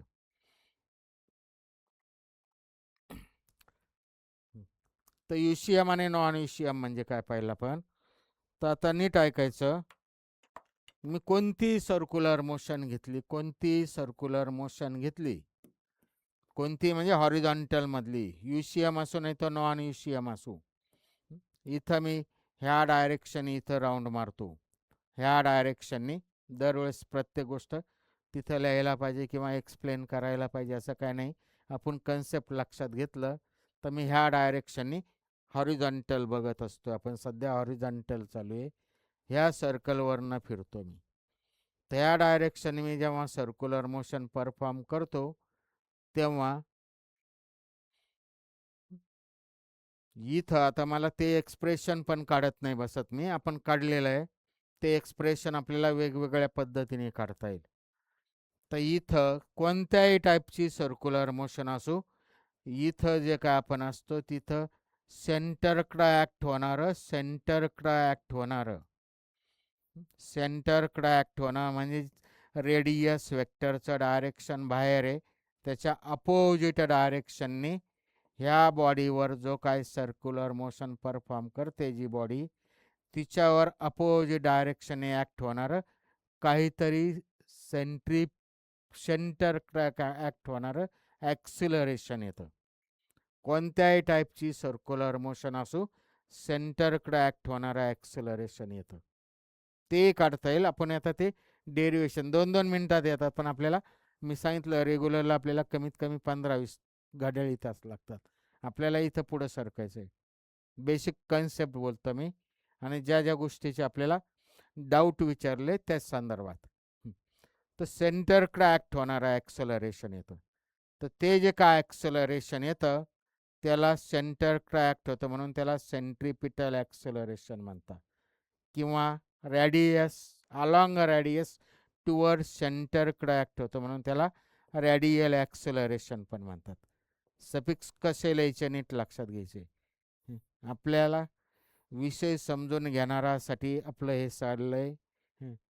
त्यामुळं मेकॅनिकली विषय फक्त पाठ करून लिहिणारासाठी नाही चाललं. सेंटरकडे ॲक्ट होणारं acceleration that is called centripetal acceleration. ते जे येतं ते व्ही स्क्वेअर अपॉन आर येतं, किंवा अजून साधं बेसिक फॉर्म जे येते आर ओमेगा स्क्वेअर येतं. पूर्ण फॉर्ममध्ये लिहितो मी, मायनस वेक्टर फॉर्ममध्ये लिहिलं, वेक्टर फॉर्ममध्ये minus R bar square, sorry minus R bar omega square minus R bar omega square. हे ते सेंटर क्रॅक्ट होणारं सेंट्रिपिटल ॲक्सलरेशन येतं. आणि या ओमेगाचे value V is equal to R omega जर लक्षात येत असेल तर इथं ओमेगा स्क्वेअर किती होईल, ओमेगा स्क्वेअर आला व्ही अपॉन आर त्याचा स्क्वेअर. म्हणजेच परत ऐकायचं, हे साध्या साध्या गोष्टी आपल्याला स्पून फिडिंगमुळं आपण डोक्यात घेत नाही आणि अजून आपण बुद्धी आपली गहाण ठेवतो. V is equal to R omega, याच्यावरनं ओमेगा आला व्ही अपॉन आर, त्यामुळे ओमेगा स्क्वेअर आला व्ही स्क्वेअर अपॉन आर. ह्या ओमेगा स्क्वेअरची किंमत इथं टाकली मी, इथं टाकली मी. हे पहिल्यांदा मी काय, त्याच्या अगोदर मी थोडं बोलतो हे निगेटिव्हचा अर्थ काय झाला, हा आर बारचं जे डायरेक्शन आहे त्याच्या अपोजिट याचं डायरेक्शन झालं. आर बारचं डायरेक्शन बाहेर आहे, ह्या निगेटिव्हचाच अर्थ काय झाला, आर बारच्या अपोजिट डायरेक्शन. वेक्टर कळत असेल तर हा वेक्टर आणि हा वेक्टर एकमेकाला निगेटिव्ह, त्यामुळं आर बारचं जे डायरेक्शन आहे त्याच्या अपोजिट, ह्या निगेटिव्हचा अर्थच त्याच्या अपोजिट एचं डायरेक्शन झालं. आर बारचं डायरेक्शन बाहेर आहे त्यामुळे एचं डायरेक्शन जे आहे ते सेंटरकडं झालं. एचं डायरेक्शन सफिक्स दरवेळेस बोलायला पाहिजे असं काय नाही मी. हे झालं पूर्ण वेक्टर. त्याचा मॅग्निट्यूड लिहिला तर मी त्याचं फक्त मॅग्निट्यूडचा अर्थ आपण आत्ता पाहिला. त्यामुळे सेंटरकडे ॲक्ट होणारं ॲक्सेलरेशन जे आलं ते ओमेगा स्क्वेअर आर आलं. मॅग्निट्यूड त्या फॉर्म्युल्यामध्ये किंवा कॅल्क्युलेशनमध्ये आपण मॅग्निट्यूड घेत असतो. आणि मग आता या ओमेगा स्क्वेअरची किंमत व्ही स्क्वेअर आपण आर ठेवली तर हेच ॲक्सेलरेशन आपल्याला वेगळ्या फॉर्ममध्ये लिहिता येईल. ठेवले मी इथं V square upon R square, याची किंमत एक आर कॅन्सल झाला, शिल्लक राहिलं व्ही स्क्वेअर अपॉन खालचा आर. हे स्पून फिडिंग देणं मला फार आवडत नाही, त्यामुळे मी साध्या स्टेप कसं बुद्धीत घ्यायचं, कसं कॅल्क्युलेशन करायचं, आपल्या बुद्धीची व्याप्ती वाढवण्याचा प्रयत्न करतो. आपल्याला स्पून फिडिंग करून आपली बुद्धी गंजावण्याचा प्रयत्न मला जमत नाही आणि ते चालतही नाही. त्यामुळे स्पून फिडिंग केलं आपल्याला बरं वाटतं, पण त्याच्यातून आपल्याला तोटे होतात आणि ते तोटे मला नाही आवडत. आम्हाला विषय समजून घेऊन विषय शिकणाऱ्या मुलांसाठी विषय समजून सांगण्यासाठी आम्हाला कन्सेप्ट विषय शिकवण्यासाठी स्पून फिडिंग करून आपल्याला अजून आपली बुद्धी कमी करण्यासाठी किंवा बुद्धी गंजावण्यासाठी हे कार्य नाही करायचं. हे माझं एम होतं 35 वर्ष किंवा पूर्ण एम आम्ही आयुष्यभर ते पाळलं आणि त्यामुळं आम्ही आमचे त्या टाईपने आयडेंटिटी तयार केलेली. त्यामुळे त्याला आम्ही बाधा आणत नाही. आपल्याला चांगलं वाटू नाही तर वाईट वाटू, योग्य गोष्टी ज्या आहेत त्या आम्ही बोलतो. खरं बोललेलं आपल्याला फार चालत नाही तरी आम्ही बोलतो. तर सेंट्रिपिटल ॲक्सेलरेशन आलं ते omega square R bar basic फॉर्ममध्ये मॅग्निट्यूड, किंवा वेगळ्या फॉर्ममध्ये ते व्ही स्क्वेअर अपॉन आर लिहिलं. वेगळ्या फॉर्ममध्ये ते व्ही स्क्वेअर अपॉन आर लिहिलं. सेंट्रिपिटल ॲक्सेलरेशन झालं ते सेंट्रिपिटल ॲक्सेलरेशन आलं ते व्ही स्क्वेअर अपॉन आर. म्हणजे सेंटरकडे ॲक्ट होणारं ॲक्सेलरेशन ह्या सफिक्स लिहिला मी पाहिजे तर हे आलं व्ही स्क्वेअर अपॉन आर. ह्या फॉर्ममध्ये लिहिलं मी. म्हणजे कोणत्याही टाईपची सर्क्युलर मोशन असो त्याच्याकडं सेंटरकडं ॲक्ट होणारं एवढं ॲक्सेलरेशन येणार आहे. आणि न्यूटन्स फर्स्ट लॉनुसार ॲक्सेलरेशनला मास निघूनलं तर काय होईल, ते फोर्स होईल. त्यामुळे सेंटरकडं ॲक्ट होणाऱ्या ॲक्सेलरेशनच्या करस्पॉन्डिंग सेंट्रिपिटल फोर्स येईल. इथं मायनस चिन्ह येत नाही, त्यामुळे त्या सेंट्रिपिटल ॲक्सेलरेशनचं जे डायरेक्शन आहे तेच सेंट्रिपिटल फोर्सचं डायरेक्शन येईल. त्यामुळे हा झाला सेंट्रिपिटल फोर्स. म्हणजे याला आपण यम निघूनला तर ते आलं किती, मॅग्निट्यूड लिहितो मी फक्त आता. सेंटरकडे ॲक्ट होणारा जो आला तो फोर्स म्हणजेच किती आलं, याला जर मास निघूनला तर तो आला centripetal force M V square upon R. Centripetal force आला M V square upon R. Suffix लिहितो सेंट्रिपिटल किंवा रॅडियल फोर्स. तर हा आला सेंट्रिपिटल फोर्स. कोणत्याही टाईपची सर्क्युलर मोशन असो तिथं सेंट्रिपिटल ॲक्सेलरेशन येणार आहे आणि त्यामुळे त्याच्या करस्पॉन्डिंग सेंट्रिपिटल फोर्स येणार आहे. तर what is centripetal force? The force बॉडीवर कुठेही नाही, सर्क्युलर मोशन परफॉर्म करणाऱ्या बॉडीवर सेंटरकडे ॲक्ट होणारा force, that is called centripetal force. मराठीत जे बोललो मी आत्ता ते. What is centripetal force? In circular motion, जे बोलतो ते इथं जे दिसतं ते बोलतं, वेगळं नाही. In circular motion the force which acts on a body toward the center of the circle. In circular motion the force which acts toward the center of the circle is called centripetal force. पानभर लिहिता येईल आता आपल्याला centripetal force concept जर लक्षात घेतला तर. Centripetal force कोणत्याही टाईपची सर्क्युलर मोशन असो तिथं सेंट्रिपिटल ॲक्सेलरेशन येणार आणि त्यामुळे सेंट्रिपिटल फोर्स येणार आहे. अजून थोडं नीट ऐकायचं. युसीएम जर असेल तर हे येणारच आहे. नॉन युसीएम जर असेल तर इथं एक ह्या डायरेक्शनने ॲक्ट होणारं सुद्धा ॲक्सेलरेशन येतं. नॉन ईसीएम जर असेल तर ह्या डायरेक्शननी ॲक्ट होणारं सुद्धा ॲक्सेलरेशन येतं. ते ॲक्सेलरेशन येतं. नॉन यूसीएम म्हणजेच तिथं काय झालं, यूसीएम हे अँग्युलर व्हेलॉसिटी कॉन्स्टंट नाही राहणार. आणि ही जर कॉन्स्टंट नसेल नॉन यूसीएममध्ये, यूसीएममध्ये हे कॉन्स्टंट असतं, त्यामुळं यूसीएममध्ये हा पार्ट येणार नाही, इकडचा पार्ट येणार नाही. नॉन यूसीएम जर असेल तर हे कॉन्स्टंट नसतं, त्यामुळं त्याच्या करस्पॉन्डिंग म्हणजेच अँग्युलर ॲक्सेलरेशन येणार आहे. त्यामुळं नॉन यूसीएममध्ये हा पार्ट पण येणार आहे आणि तो येतो एवढा, तो येतो एवढा, तो actually alpha bar cross R bar येतो पूर्ण वेक्टर फॉर्ममध्ये. मी त्याचा फक्त आता मॅग्निट्यूड लिहितो. मॅग्निट्यूड लिहितो ते असं ॲक्ट होतं, म्हणजे अलॉंग द कसं टँजन्शियल झालं, ते टँजन्शियल झालं म्हणजे अलॉंग द टँजंट झालं. त्यामुळं मी त्याला सफिक्स लिहिला ए टी बार. ते किती आलं actually, omega bar cross R bar आलं. सॉरी, ओमेगा बार नाही, करस्पॉन्डिंग ॲक्सेलरेशन म्हणजेच alpha bar cross R bar आलं. म्हणजे सर्क्युलर मोशनमध्ये सेंटर क्रॅक्ट होणारं सेंट्रिपिटल ॲक्सेलरेशन येतं आणि टँजन्शियल ॲक्सेलरेशन येतं सर्क्युलर मोशनमध्ये.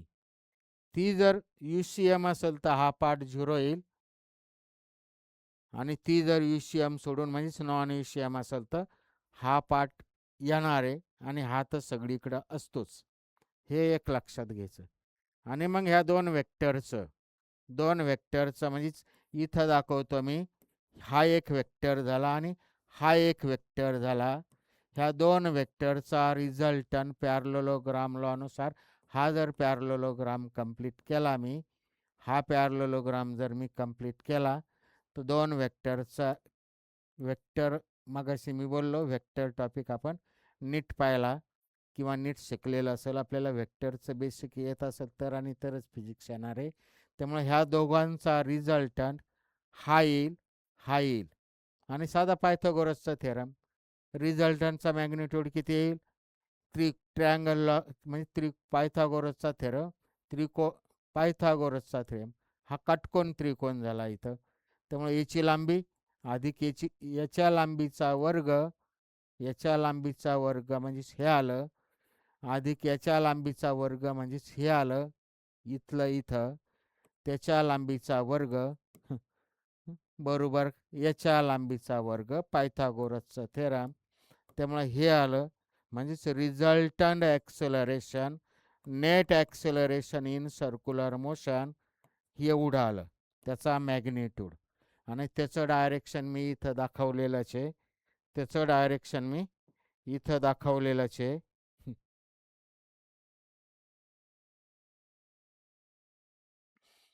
त्याचं डायरेक्शन इथं दाखवलं, किंवा इथं मला इथंही दाखवता येईल असं, त्याचं डायरेक्शन असं इकडं येईल.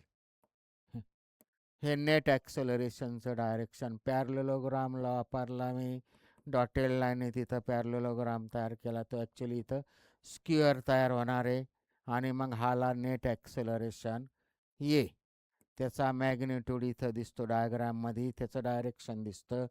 ॲनालिटिकली म्हणजेच कॅल्क्युलेशनमध्ये त्याचा मॅग्निट्यूड कसा काढता, याच्यावर MCQज असतात, त्याच्यावर बोर्डाला क्वेश्चन आहे, 2-2 मार्कामध्ये 2-2 सेकंदात ते क्वेश्चन सोडवायचे असतात. आपण हे सगळं लक्षात घेतलं तर आणि तर येत असतं. तर कोणत्याही टाईपची सर्क्युलर मोशन असो, तिथं सेंट्रिपिटल ॲक्सेलरेशन आणि सेंट्रिपिटल फोर्स येत असतो.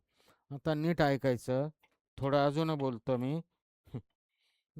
समजा आपण असं गोल फिरतो आपण, हॉरिझॉन्टल सर्क्युलर मोशन, दोऱ्याला दगड बांधला आणि असा गोल फिरवला मी हॉरिझॉन्टल सर्कलमध्ये, दोऱ्याला दगड बांधवला आणि त्याचं एक टोक हातात फिरून मी असं फिरवलं, तर काय झालं, ते दोऱ्याचं टोक इकडं सर्क्युलर मोशन आली इथं. आत्ता मी बोललो एनी टाईप ऑफ सर्क्युलर मोशनमध्ये सेंटर क्रॅक्ट होणारं म्हणजे सेंट्रिपिटल ॲक्सेलरेशन आलं, त्याचा मॅग्निट्यूड किती आहे काय ते आपण लिहिलं होतं. म्हणजे दोऱ्याला आपण जर दगड बांधला आणि एका हातात पकडून दुसरं टोक असं फिरवलं, तर याची जी काय मोशन आहे ह्या बॉडीची दगडाची, सर्क्युलर मोशन झाली. हं?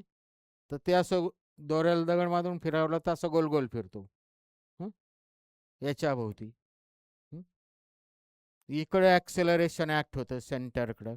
त्यामुळं करस्पॉन्डिंग ॲक्सेलरेशन आलं, त्यामुळं आत्ता पाहिलं आपण करस्पॉन्डिंग सेंट्रिपिटल फोर्स आला, सेंटरकडे ॲक्ट होणार. म्हणजेच काय व्हायला पाहिजे, तो दगड येऊन हातावर आदळायला पाहिजे, पण तसं होत नाही. दगड येऊन हातावर आदळायला पाहिजे, पण तसं होत नाही. हं? तो आहे तेवढ्याच रेडियसच्या सर्कलवर गोल गोल फिरतो. हं? किंवा असा बाजूला पण जात नाही. हं? हातावर येऊन आदळत नाही, बाजूला जात नाही, म्हणजे याचा अर्थ काय, याच्यावर सेंटरकडं जेवढ्या मॅग्निट्यूडचा फोर्स ॲक्ट होतो, तेवढ्याच मॅग्निट्यूडचा अपोजिट डायरेक्शनने काहीतरी अपोजिट डायरेक्शनने काहीतरी फिक्टेशियस म्हणा किंवा काहीतरी फोर्स एक्झर्ट होत असला पाहिजे. इमॅजिनरी फोर्स काहीतरी एक होत असला पाहिजे. म्हणजे दोन्ही डायरेक्शन इकडं आणि इकडे जर फोर्स सारखा ॲक्ट होत असेल, तर आणि तरच तो दगड तेवढ्या रेडियसच्या सर्कलवर हाय तिथं गोल फिरणार आहे. ह्या बाहेरच्या डायरेक्शननी जर आतल्या डायरेक्शननी नीट ऐकायचं, आतल्या डायरेक्शननी फोर्स ॲक्ट होतं, याचा अर्थ तो दगड आपण जर गोल फिरवत असेल तर तो हातावर येऊन आदळायला पाहिजे, तसा होत नाही. किंवा असं बाहेर लांब तिची म्हणजे आहे तेवढ्याच रेडियसवर गोल फिरतो, हातावर येऊन आदळत नाही किंवा असा बाजूला जात नाही, आहे तेवढ्याच रेडियसचं सर्कल ते म्हणजे ट्रेस करते. म्हणजेच याचा अर्थ त्याच्यावर बाहेरच्या डायरेक्शनने काहीतरी इमॅजिनरी फिक्टेशियस फोर्स एक्सपिरियन्स्ड असला पाहिजे. ॲक्ट होणं आणि एक्सपिरियन्स होणं जर शब्द प्रॉपर कळत असेल तर हा ॲक्च्युली रिअल फोर्स झाला. हा force experience by the body झालं. Force experience fictitious force. तर हा जो काय फोर्स येतो त्याला मी एफ सी डॅश म्हणतो. F C dash. तर याला म्हणतात सेंटरच्या अपोजिट सेंट्रिपिटल फोर्स. म्हणजे हे जे काय आलं सेंट्रिपिटल फोर्स, त्याच्या अपोजिट डायरेक्शनने जो काय force experience by that body which is imaginary, experience बोललो मी, ॲक्ट नाही बोललो, तर that is called centrifugal force. हा सेंट्रिपिटल फोर्स झाला. शब्द आपल्याला लिहिता येत नाही, लक्षात घेणं तर बाजूलाच राहते. हा सेंट्रिपिटल फोर्स झाला. सेंट्रिपिटल सेंटर क्रॅक्ट होणारा सेंट्रिपिटल फोर्स झाला. आणि हा काय झाला, त्यांनी एक्सपिरियन्स केलेला हा काय झाला, सेंटरच्या बाहेरच्या डायरेक्शनने म्हणजे सेंट्रिफ्युगल. हजारो ठिकाणी शब्द वापरलेले केमिस्ट्री बायोलॉजीमध्ये आपण. सेंट्रिफ्युगल फोर्स झाला. सेंट्रिपिटल फोर्सचं जे काय मॅग्निट्यूड येतो, किती येतो, मगाशी काढलेला आपण M V square upon R magnitude. सेंट्रिफ्युगलचा मॅग्निट्यूड किती येणार आहे, तेवढ्याच मॅग्निट्यूडचा, कारण दगड आता येत नाही बाहेर जात नाही, त्यामुळे सेंट्रिफ्युगल फोर्सचा मॅग्निट्यूड किती येणार आहे, तेवढाच येणार आहे. F C dash, F C आणि एफ सी डॅशचा मॅग्निट्यूड सारखा राहील.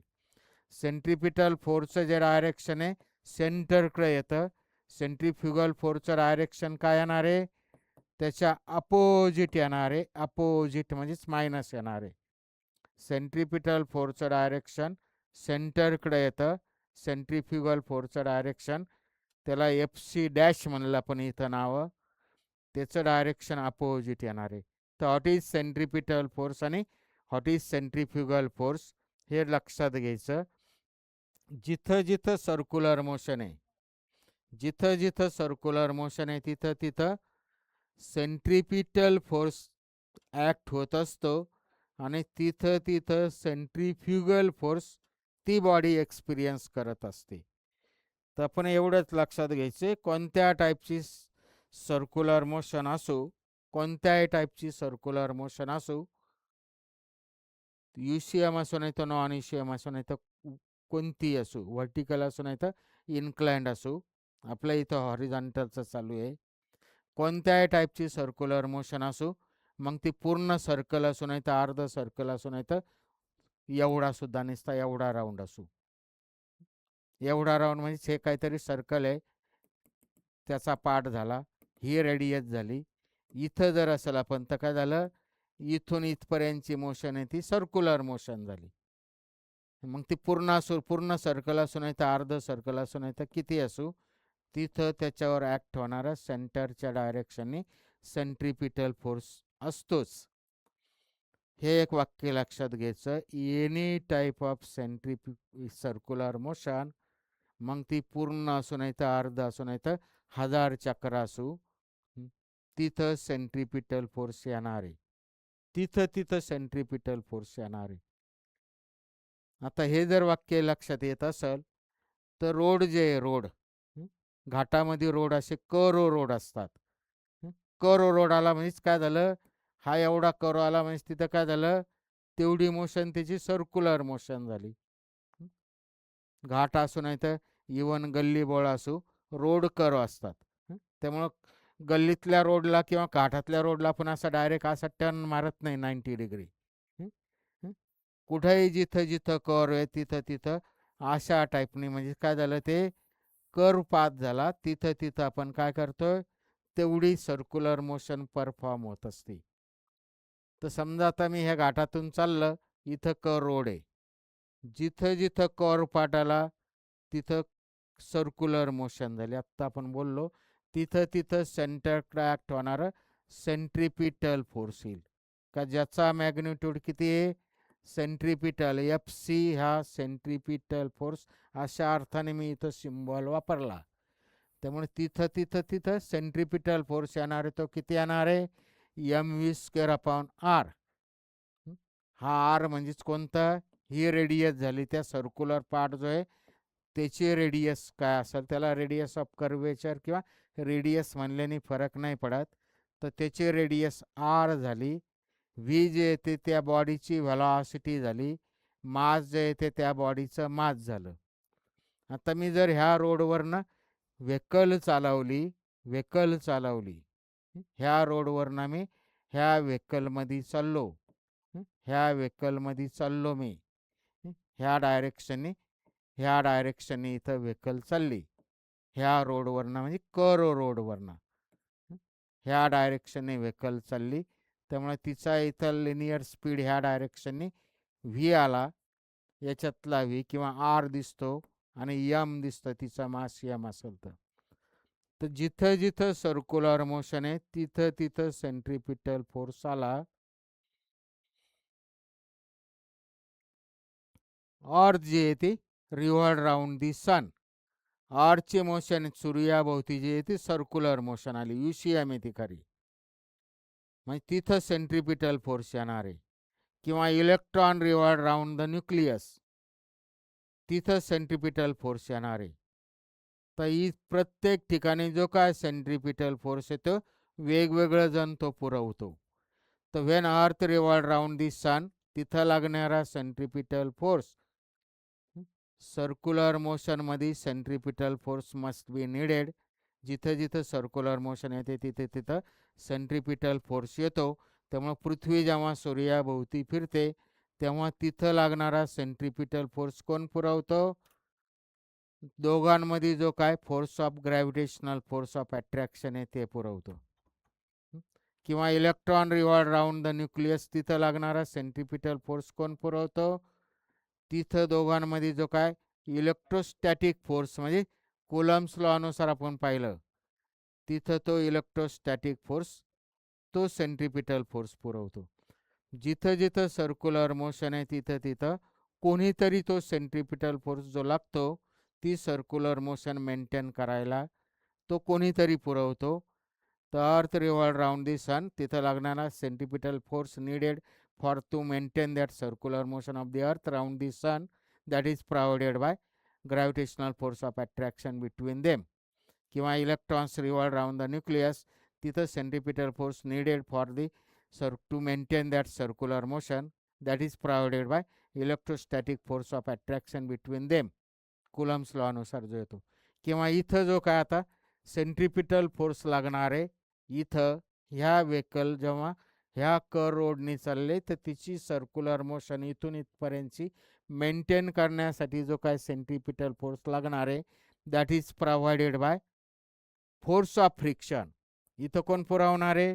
गाडीचं टायर आणि रोडमध्ये जे काय फोर्स ऑफ फ्रिक्शन आहे तो फोर्स ऑफ फ्रिक्शन ते सेंट्रिपिटल फोर्स पुरवणार आहे. आणि तो centripetal force force of friction पुरवणार आहे. फोर्स ऑफ फ्रिक्शन पुरवणार आहे म्हणजेच तो centripetal force is equal to force of friction. Force of फ्रिक्शनला मी स्मॉल एफने दाखवतो. म्हणजेच इथं सेंट्रिपिटल फोर्स जो लागणार आहे तो फोर्स ऑफ फ्रिक्शन पुरवतो. म्हणजे centripetal F C is equal to F होईल. सगळ्याच गोष्टी मी इथं लिहित नाही बसत, कन्सेप्ट कळण्या इतकं लिहितो. आणि फोर्स ऑफ फ्रिक्शन किती असतं? 9वी 10वी 11वीमध्ये काढलेलं आहे. Actually it is directly proportional to normal reaction. तर इथला कॉन्स्टंट ऑफ प्रोपोर्शनॅलिटी त्याला म्हणतात कोइफिशियंट ऑफ स्टॅटिक फ्रिक्शन.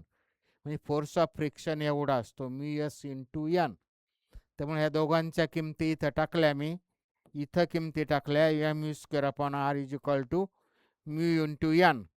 सफिक्सचा अर्थ प्रत्येक वेळेस मी ते सफिक्स शब्द उच्चारत नाही. आणि मग याच्यातला एन म्यू इंटू एन. आणि एन किती असतो? अजून इथं लिहितो पाहिजे तर एन किती असतो? नॉर्मल रिॲक्शन किती असते? त्या बॉडीच्या वेट इतकी असते. त्यामुळे ह्या एनची किंमत मी इथं टाकतो. इथं लिहितो अजून पाहिजे तर एक step. Mu S into M G हा फोर्स ऑफ फ्रिक्शन असतो. एनची किंमत एम जी. त्यामुळे म्यू एस इज इक्वल काय?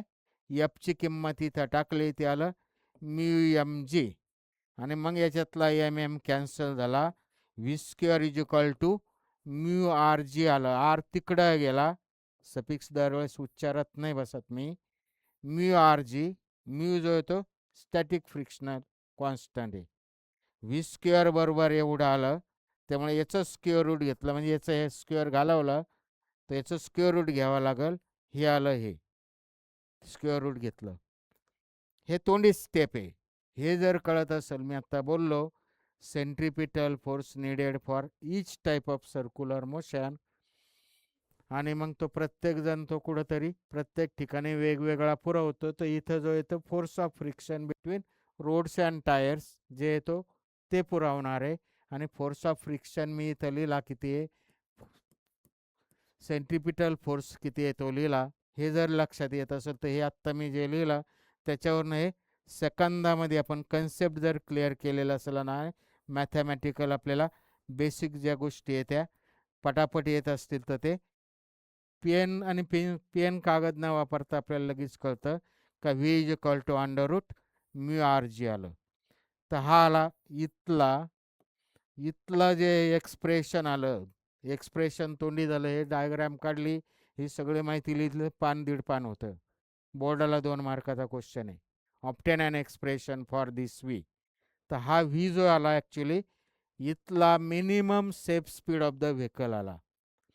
व्हेकलचा मिनिमम सेफ स्पीड जेव्हा आपण रोडवरनं रोडवरनं जात असतो, रोडवरनं, त्यामुळे आपल्याला कोणत्याही स्पीडने जर गेलं, जास्त स्पीडने गेलं तर रोडच्या बाहेर जाऊन आपण गाडीसहित पडतो, ॲक्सिडेंट होतो. तर त्या रोडवरनं आपल्याला मिनिमम तेवढा स्पीडने जावं लागतं. ॲक्च्युली मिनिमम नाही खरा, maximum safe speed of the vehicle आला. मॅक्सिमम एवढ्या स्पीडने जावं लागेल. याच्यापेक्षा स्पीड वाढला तर आपला ॲक्सिडेंट होईल. तर आला maximum safe speed of a vehicle, maximum आला, मिनिमम नाही. मिनिमम शब्द मी चुकून बोललो. तर maximum safe speed of a vehicle पाहिजे तो शब्द लिहितो मी. Maximum safe speed of a vehicle on this on this road. इथं दिसतो तो कसा अवलंबून आहे, काय आहे, कशावर डिपेंड आहे, कसा वाढेल, कसा कमी होईल, त्याचा सगळा सातबारा, सगळी कुंडली इथं दिसते. बोलण्याचा अर्थ लक्षात घ्यायचा. फिजिक्समध्ये इक्वेशन वाचता आलं का त्याचं सगळ्या गोष्टी तिथं दिसतात. सर्व गोष्टी दिसत असतात. त्याच्यावरून आपल्याला पाहिजे तेवढं एक्सप्लेन करता येतं. तर हा मॅक्सिमम सेफ स्पीड जो येतो कोइफिशियंट ऑफ स्टॅटिक फ्रिक्शन मूवर अवलंबून आहे, आरवर अवलंबून आहे, जीवर अवलंबून आहे. रोडवर आता हॉरिझॉन्टल सरफेसवर जी कॉन्स्टंट झाला, रोडची समजा रोड किती बाजूने किती जागा आहे त्यानुसार तो आर पण कॉन्स्टंट झाला. म्हणजे आपल्याला म्यू म्हणजे कोएफिशियंट ऑफ स्टॅटिक फ्रिक्शन वाढवता येऊ शकतो. रोडमध्ये अजून थोडी खडी टाकली, रोड रफ केला तर म्यू वाढेल, थोडा स्पीड वाढेल आपला. हा स्पीड वाढवू शकतो आपला, पण तो फार वाढवता येत नाही. फार वाढवता येत नाही. तर आपल्याला तिथला स्पीड एक्स्ट्रीमली हाय करण्यासाठी आपल्याला वेगळी थोडी अरेंजमेंट करावं लागेल. तिथला स्पीड एक्स्ट्रीमली हाय करण्यासाठी आपल्याला थोडी वेगळी अरेंजमेंट करावं लागेल.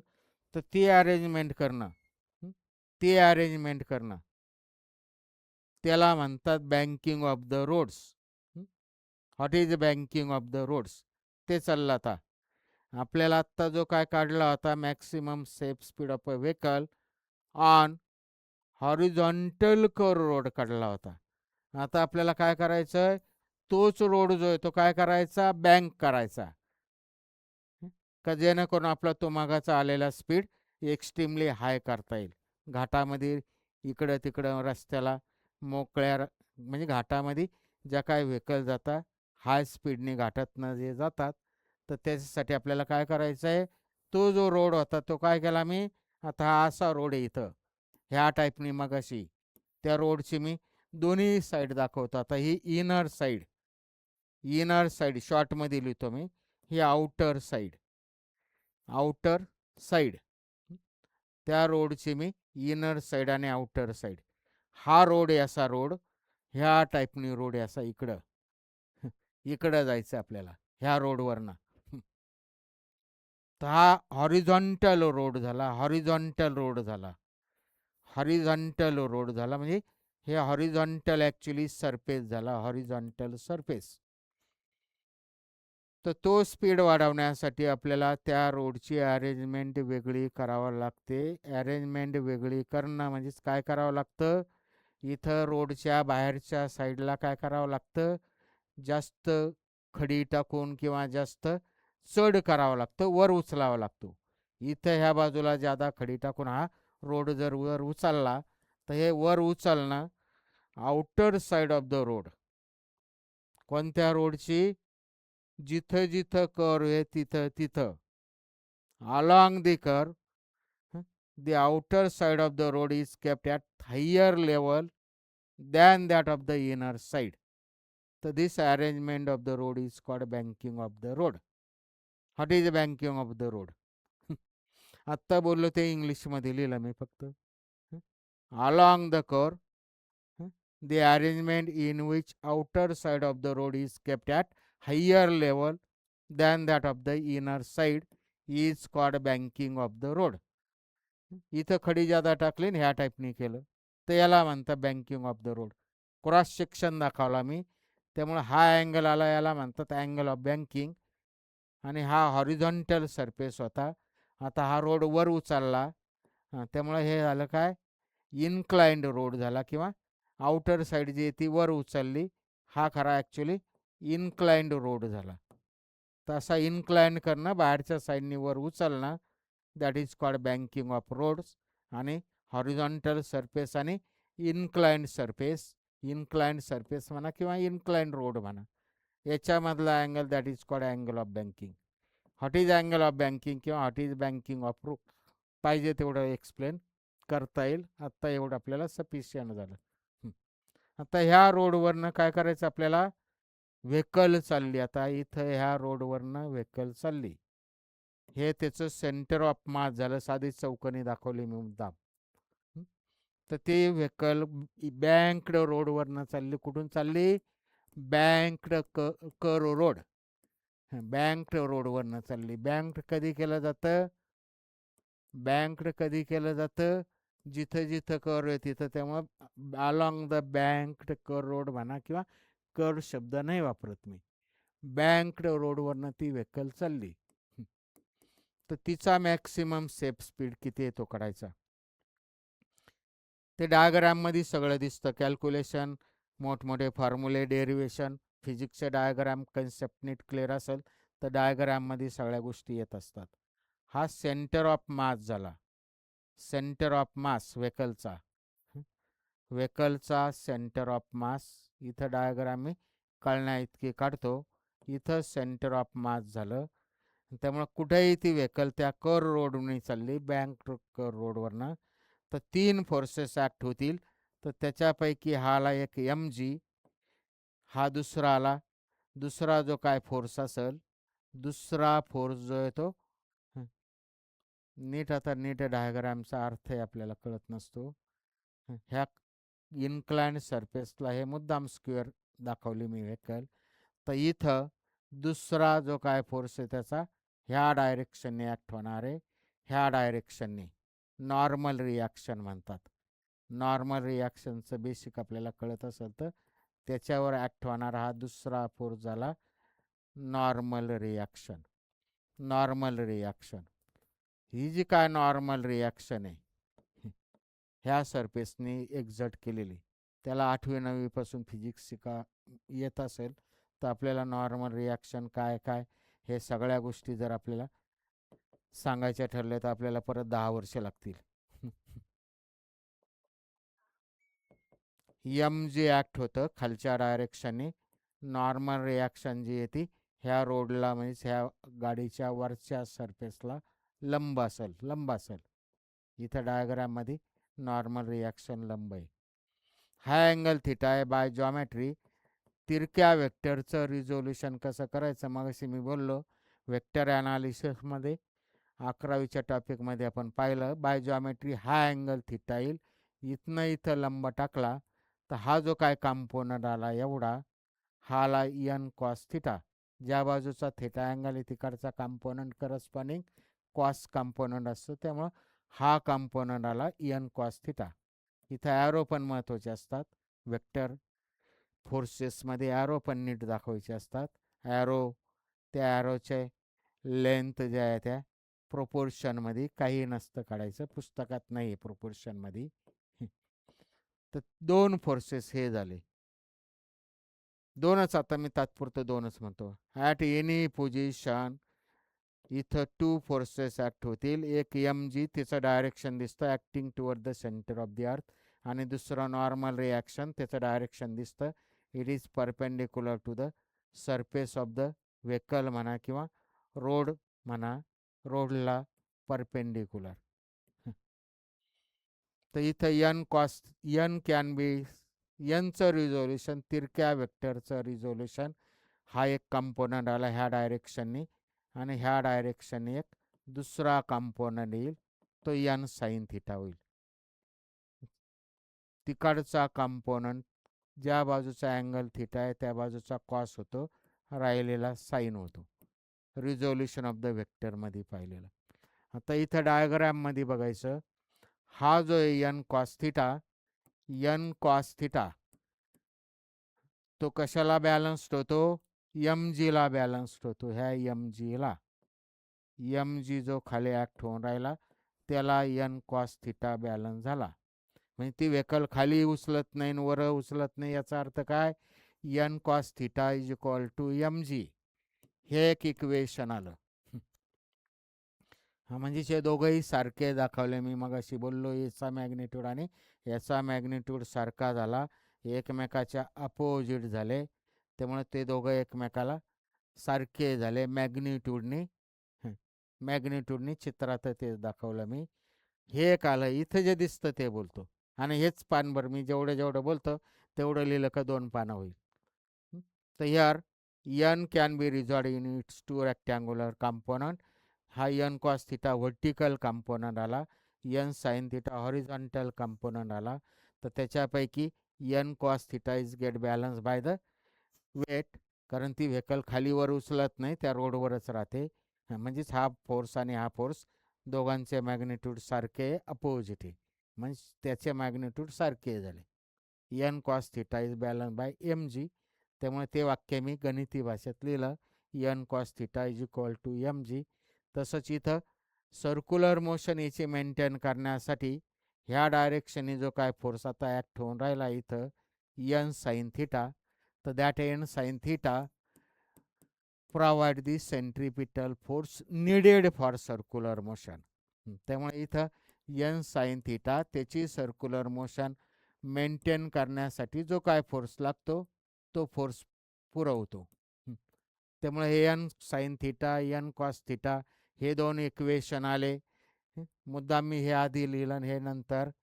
त्यामुळे इक्वेशन एकला दोनला एकनी डिवाइड केला, दोनला एकनी डिवाइड केला, दोनला एकनी डिवाइड केला. मी इथंच लिहितो दोनला एकनी डिवाइड, तिथंच लिहायचं म्हणून तुम्ही या क्रमवार लिहिलं. दोनला एकनी डिवाइड केलं त्यामुळे हे काय आलं, इक्वेशन 2 होतं त्याला मी इक्वेशन एकनी डिवाइड केलं तर हे आलं N sine theta divided by N cos theta. N N cancel झालं, साईन भागिले कॉस, त्याच अँगलचा त्याला टॅन म्हणतात.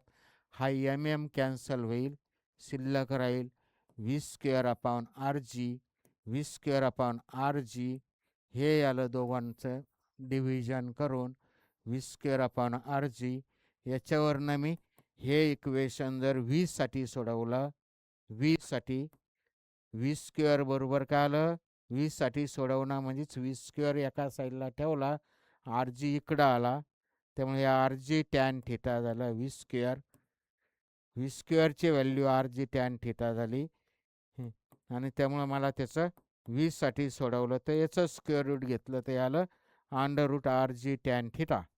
Under root R G tan theta आलं. V is equal to under root R G tan theta. तर आला maximum safe speed of a vehicle. कोणता, ह्या रोडवरनं म्हणजे बँक केलेल्या रोडवरनं.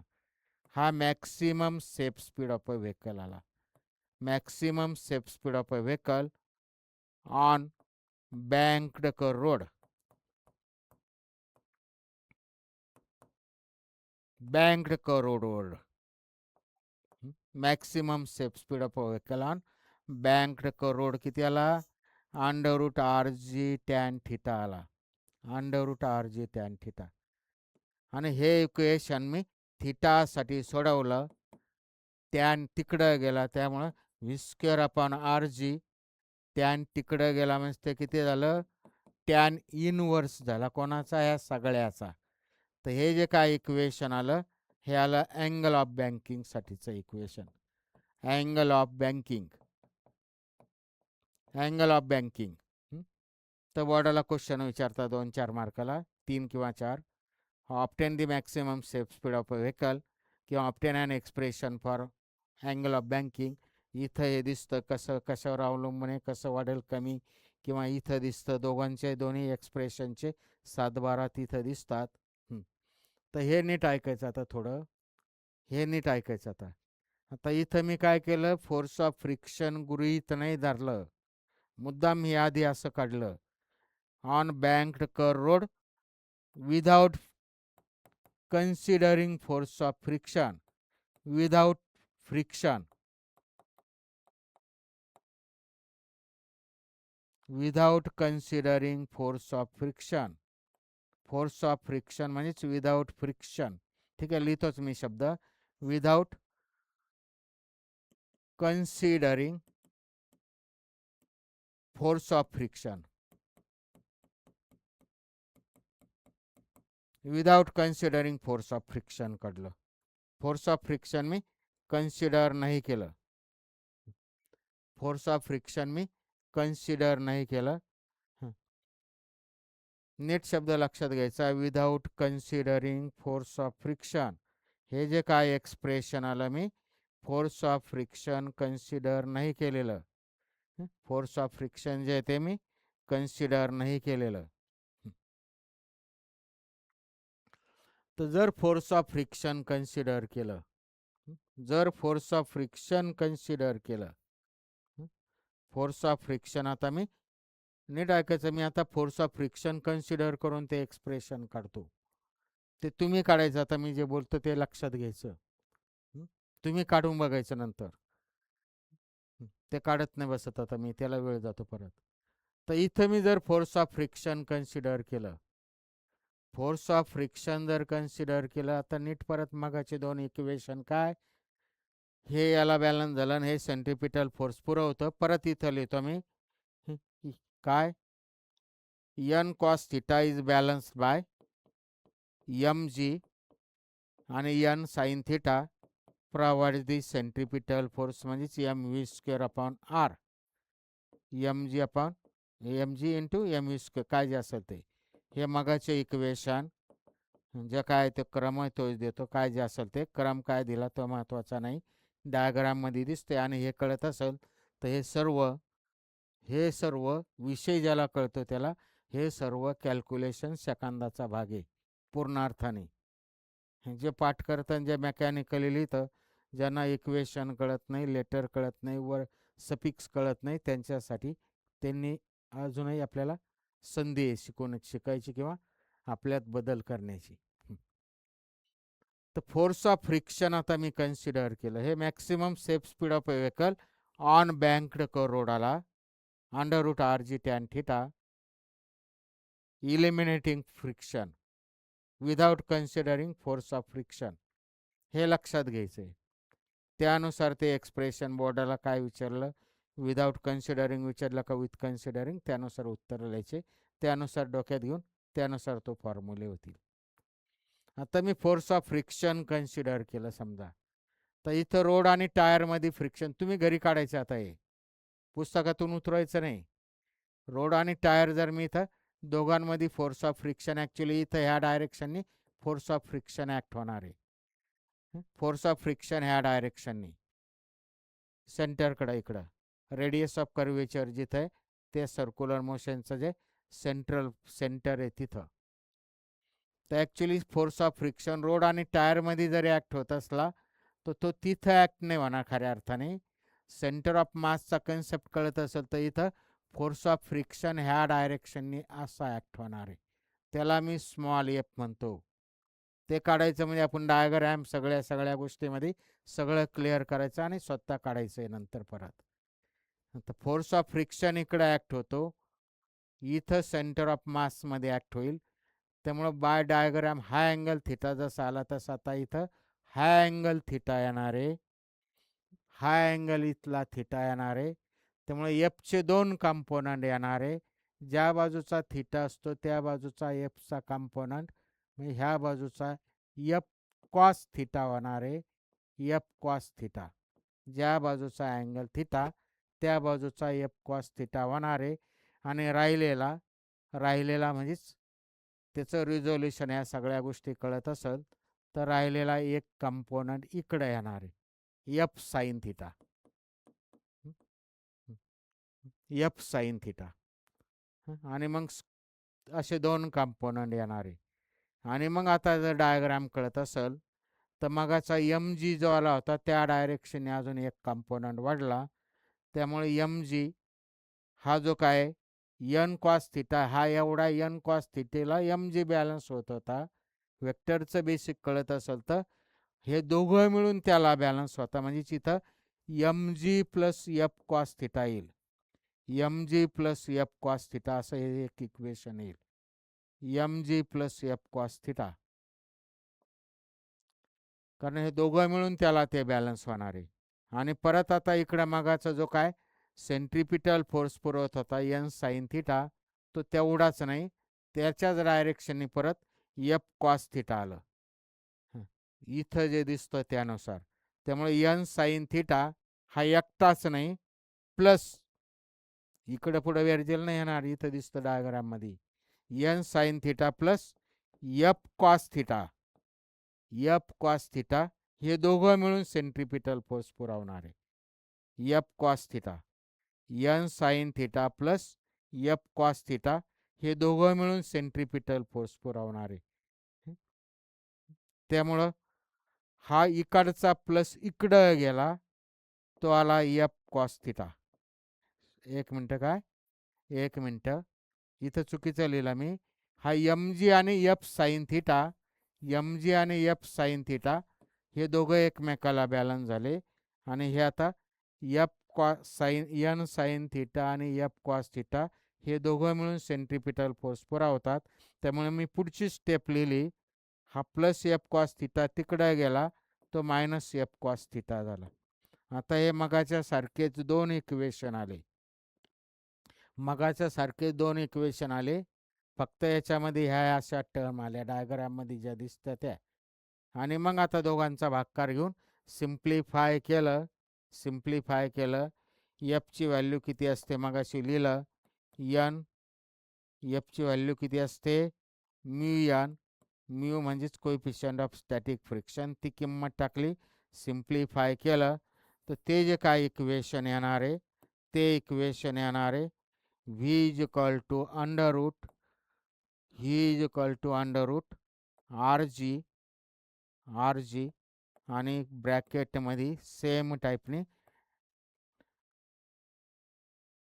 R G tan theta plus mu S upon ब्रॅकेटमध्ये 1 minus mu S tan theta असं ते इक्वेशन येणार आहे.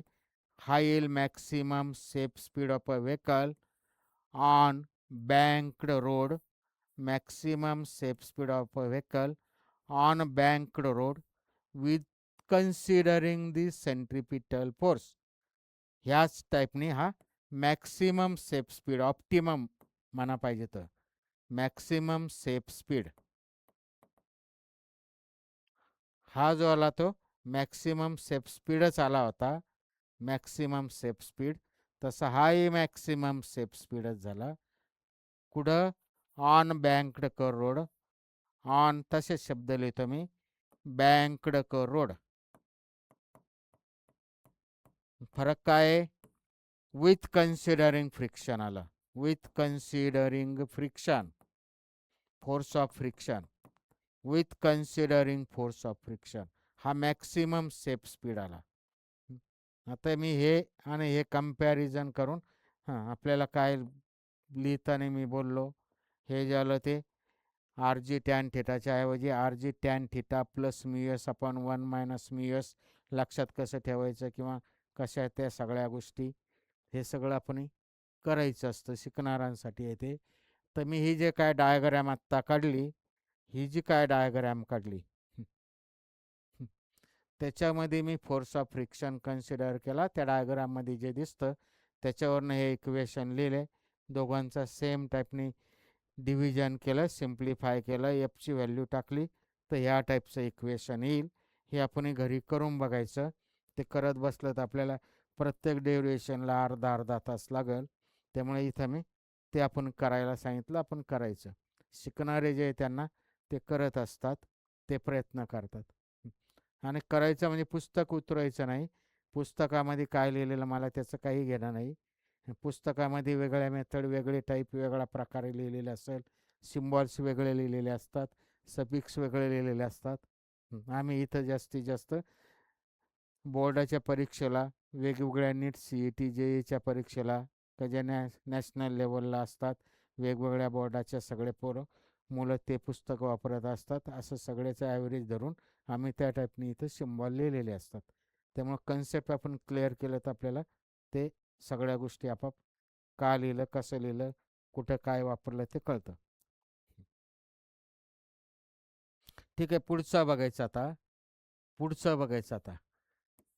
आता थोडं मागं सरकतो मी परत. आता मगाशी जसं हे काढलं होतं अनबँक्ड कर रोड. बँक न केलेला कर रोड म्हणजेच हॉरिझॉन्टल कर रोडवरचा मॅक्सिमम सेफ स्पीड किती येत होता. हॉरिझॉन्टल कर रोडवरचा मॅक्सिमम सेफ स्पीड किती येत होता under root mu R G. Suffix तर आपल्याला लय गोळ होतं. आपल्याला सफिक्स बोलणं लिहिणंच येत नाही तर बोलणं बाजूलाच राहा. मॅक्सिमम सेफ स्पीड येत होता म्यू आर जी. यस म्हणजे स्टॅटिक फ्रिक्शनचा आहे. नीट लक्षात घ्यायचं. आता इथं मी काय केलं त्याच्याशी रिलेटेड सेम टाईपने आता किंवा बेसिक कन्सेप्टशीच रिलेटेड. मोठमोठ्या सर्कसमध्ये अशी व्हेकल वेगवेगळ्या डायरेक्शननी कोणत्याही प्लेनमध्ये हॉरिझॉन्टल असो व्हर्टिकल असो नाही तर इन्क्लाइंड असो अशी गोल फिरत असते तरी तिथं ॲक्सिडेंट होत नाही किंवा ते कंटिन्यूमध्ये ती इमोशन असते. समजा आता इथं व्हेकल आहे मोटरसायकलवाला सर्कसमध्ये दाखवलेलं असतं बाजूला सर्कसमध्ये असतं. हे जे काय मोटरसायकल इथं बसलेला आहे तो ही व्हेकल अशी गोल गोल फिरवतं इथं ह्या डायरेक्शननी कोणत्याही उभ्या डायरेक्शननी आडव्या डायरेक्शननी हिची जी काय मोशन चालू असते ह्या व्हेकलची तर तिथला आपल्याला मॅक्सिमम मॅक्सिमम नाही म्हणता येणार, मिनिमम कारण जास्त असेल तर तो कंटिन्यू मोशन चालणाराचे. तर त्या व्हेकलची इथं जी काय मॅक्सिमम सेफ स्पीड किती येतो काढायचं आपल्याला. ह्या व्हेकलची मॅक्सिमम सेफ स्पीड किती आहे ते काढायचं. इथं ह्या डायरेक्शननी कोणत्या डायरेक्शन येतो ती व्हेकल चालून राहिला, हा जो काय मोटरसायकल रायडर सर्कसमध्ये दाखवलेलं असतं बाजूला मोठ्या काचेच्या चेंडूमध्ये. याला म्हणतात well of death. Well of death, मौत का कुवा. तर इथं मॅक्सिमम सेफ स्पीड, मॅक्सिमम नाही तो चालणारच आहे. मिनिमम सेफ स्पीड, हा मॅक्सिमम सेफ स्पीड होता. इथला मिनिमम ती गाडी पडणार नाही असं मिनिमम सेफ स्पीड किती असेल ते काढायचं आपल्याला. तर इथं बेसिकनुसार सेम टाईपने इथं याच्यावर व्हेकलवर खालच्या डायरेक्शनने एक फोर्स ॲक्ट होईल, तो एम जी झाला. दुसरा फोर्स इथं गाडी ह्या उभ्या भिंतीवर आहे, त्यामुळे इथं वरच्या डायरेक्शनने त्याच्यावर सेंटर ऑफ मास त्या व्हेकलचं जे तिथं वरच्या डायरेक्शनने एक फोर्स ॲक्ट होईल.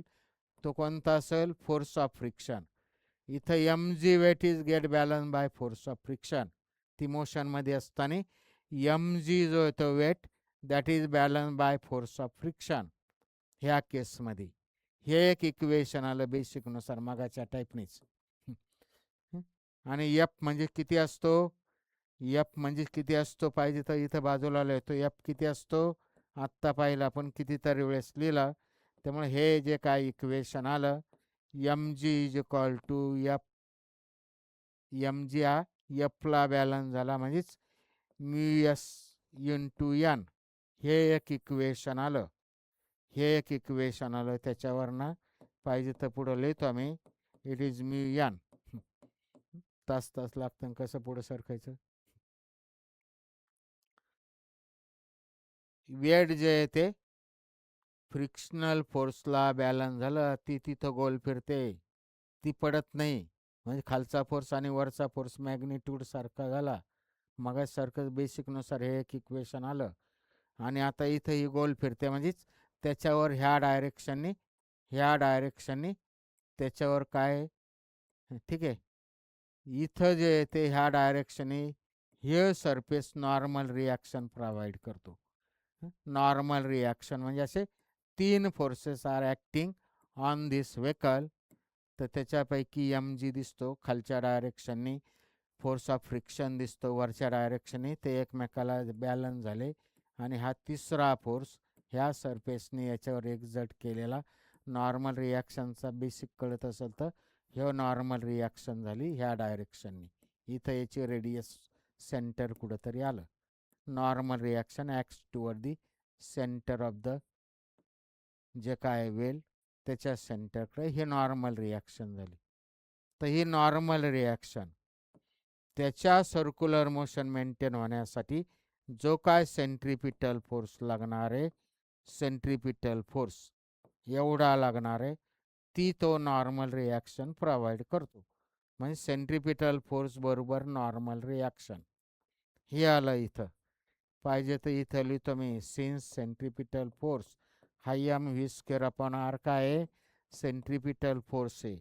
त्यामुळे इथं परत इक्वेशन 2ला 1ने डिवाइड केलं. इक्वेशन 2ला 1ने डिवाइड केलं. नीट ऐकायचं, आता मी डिव्हिजन लिहित नाही बसत. डिवायडिंग 2/1 साध्या स्टेप मी आता तोंडी करतो. याला एने डिवाइड केलं 2ला 1ने, एन एन कॅन्सल होईल, एम एम कॅन्सल होईल, हे वरती गेलेलं असेल आणि वरचं खाली, म्हणजे याला V square upon R G is equal to 1 upon mu S. हेच आपल्याला तासभर करत बसावं लागतं तेव्हा लिहिता येते. Dividing equation 2/1. ती स्टेप मी आपण लिहिली नाही, आपण त्या सवय लावायच्या तर आपल्याला ते फिजिक्स येईल, तर आपल्याला ते विषय येतो असं म्हणता येईल. याला याने डिवाइड केलं, हे तोंडी स्टेप मी आत्ता बोललो. मला लिहिता येतं, अजून 2 स्टेप लिहून असं पानभर वाढवता येईल. तरी मी ते लिहिलं नाही. आत्ता मी पुन्हा 2दा 3दा त्याच्यापेक्षा डबल वेळ घालून राहिलो. ह्या इक्वेशनला एने डिवाइड केलं, एन एन कॅन्सल झाला, एम एम कॅन्सल झाला, हे वरती आहे त्यामुळे ते व्ही स्क्वेअर अपॉन आर आलं. आणि मग खाली परत जी, त्यामुळे ते टोटल आलं V square upon R G. आणि हे वरती आणि हे खाली म्हणजे हे 1/μs आलं. म्हणजे याच्यावरनं व्ही स्क्वेअर अपॉन आर थोडी जागा करतो मी, V square upon R G बरोबर 1/μs. आणि मग याच्यावरनं ही व्ही स्क्वेअर काढायचा. व्ही स्क्वेअर जो आला काय किती आला, आर जी अपॉन μs आला. व्ही स्क्वेअरची व्हॅल्यू आली किती, आर जी अपॉन μs. त्यामुळे याचा स्क्वेअर रूट घेतला तर काय होईल, व्हीची व्हॅल्यू किती येणार आहे, under root R G upon μs आली. व्हीची व्हॅल्यू किती आली, under root R G upon μs आली. हे आला इथला minimum speed of a vehicle, minimum safe speed. इथला ह्या व्हेकलचा मिनिमम स्पीड, कमीत कमी याच्यात जे काय दिसतं आपल्याला कॅल्क्युलेशनचा अर्थ नाही कळत. तर हे जे काय व्हेलॉसिटी येणार आहे, याची रेडियस जी आणि μs काय आहे, त्यानुसार मिनिमम तेवढा स्पीड असेल तरच ते व्हेकलची सर्क्युलर मोशन मेंटेन होईल.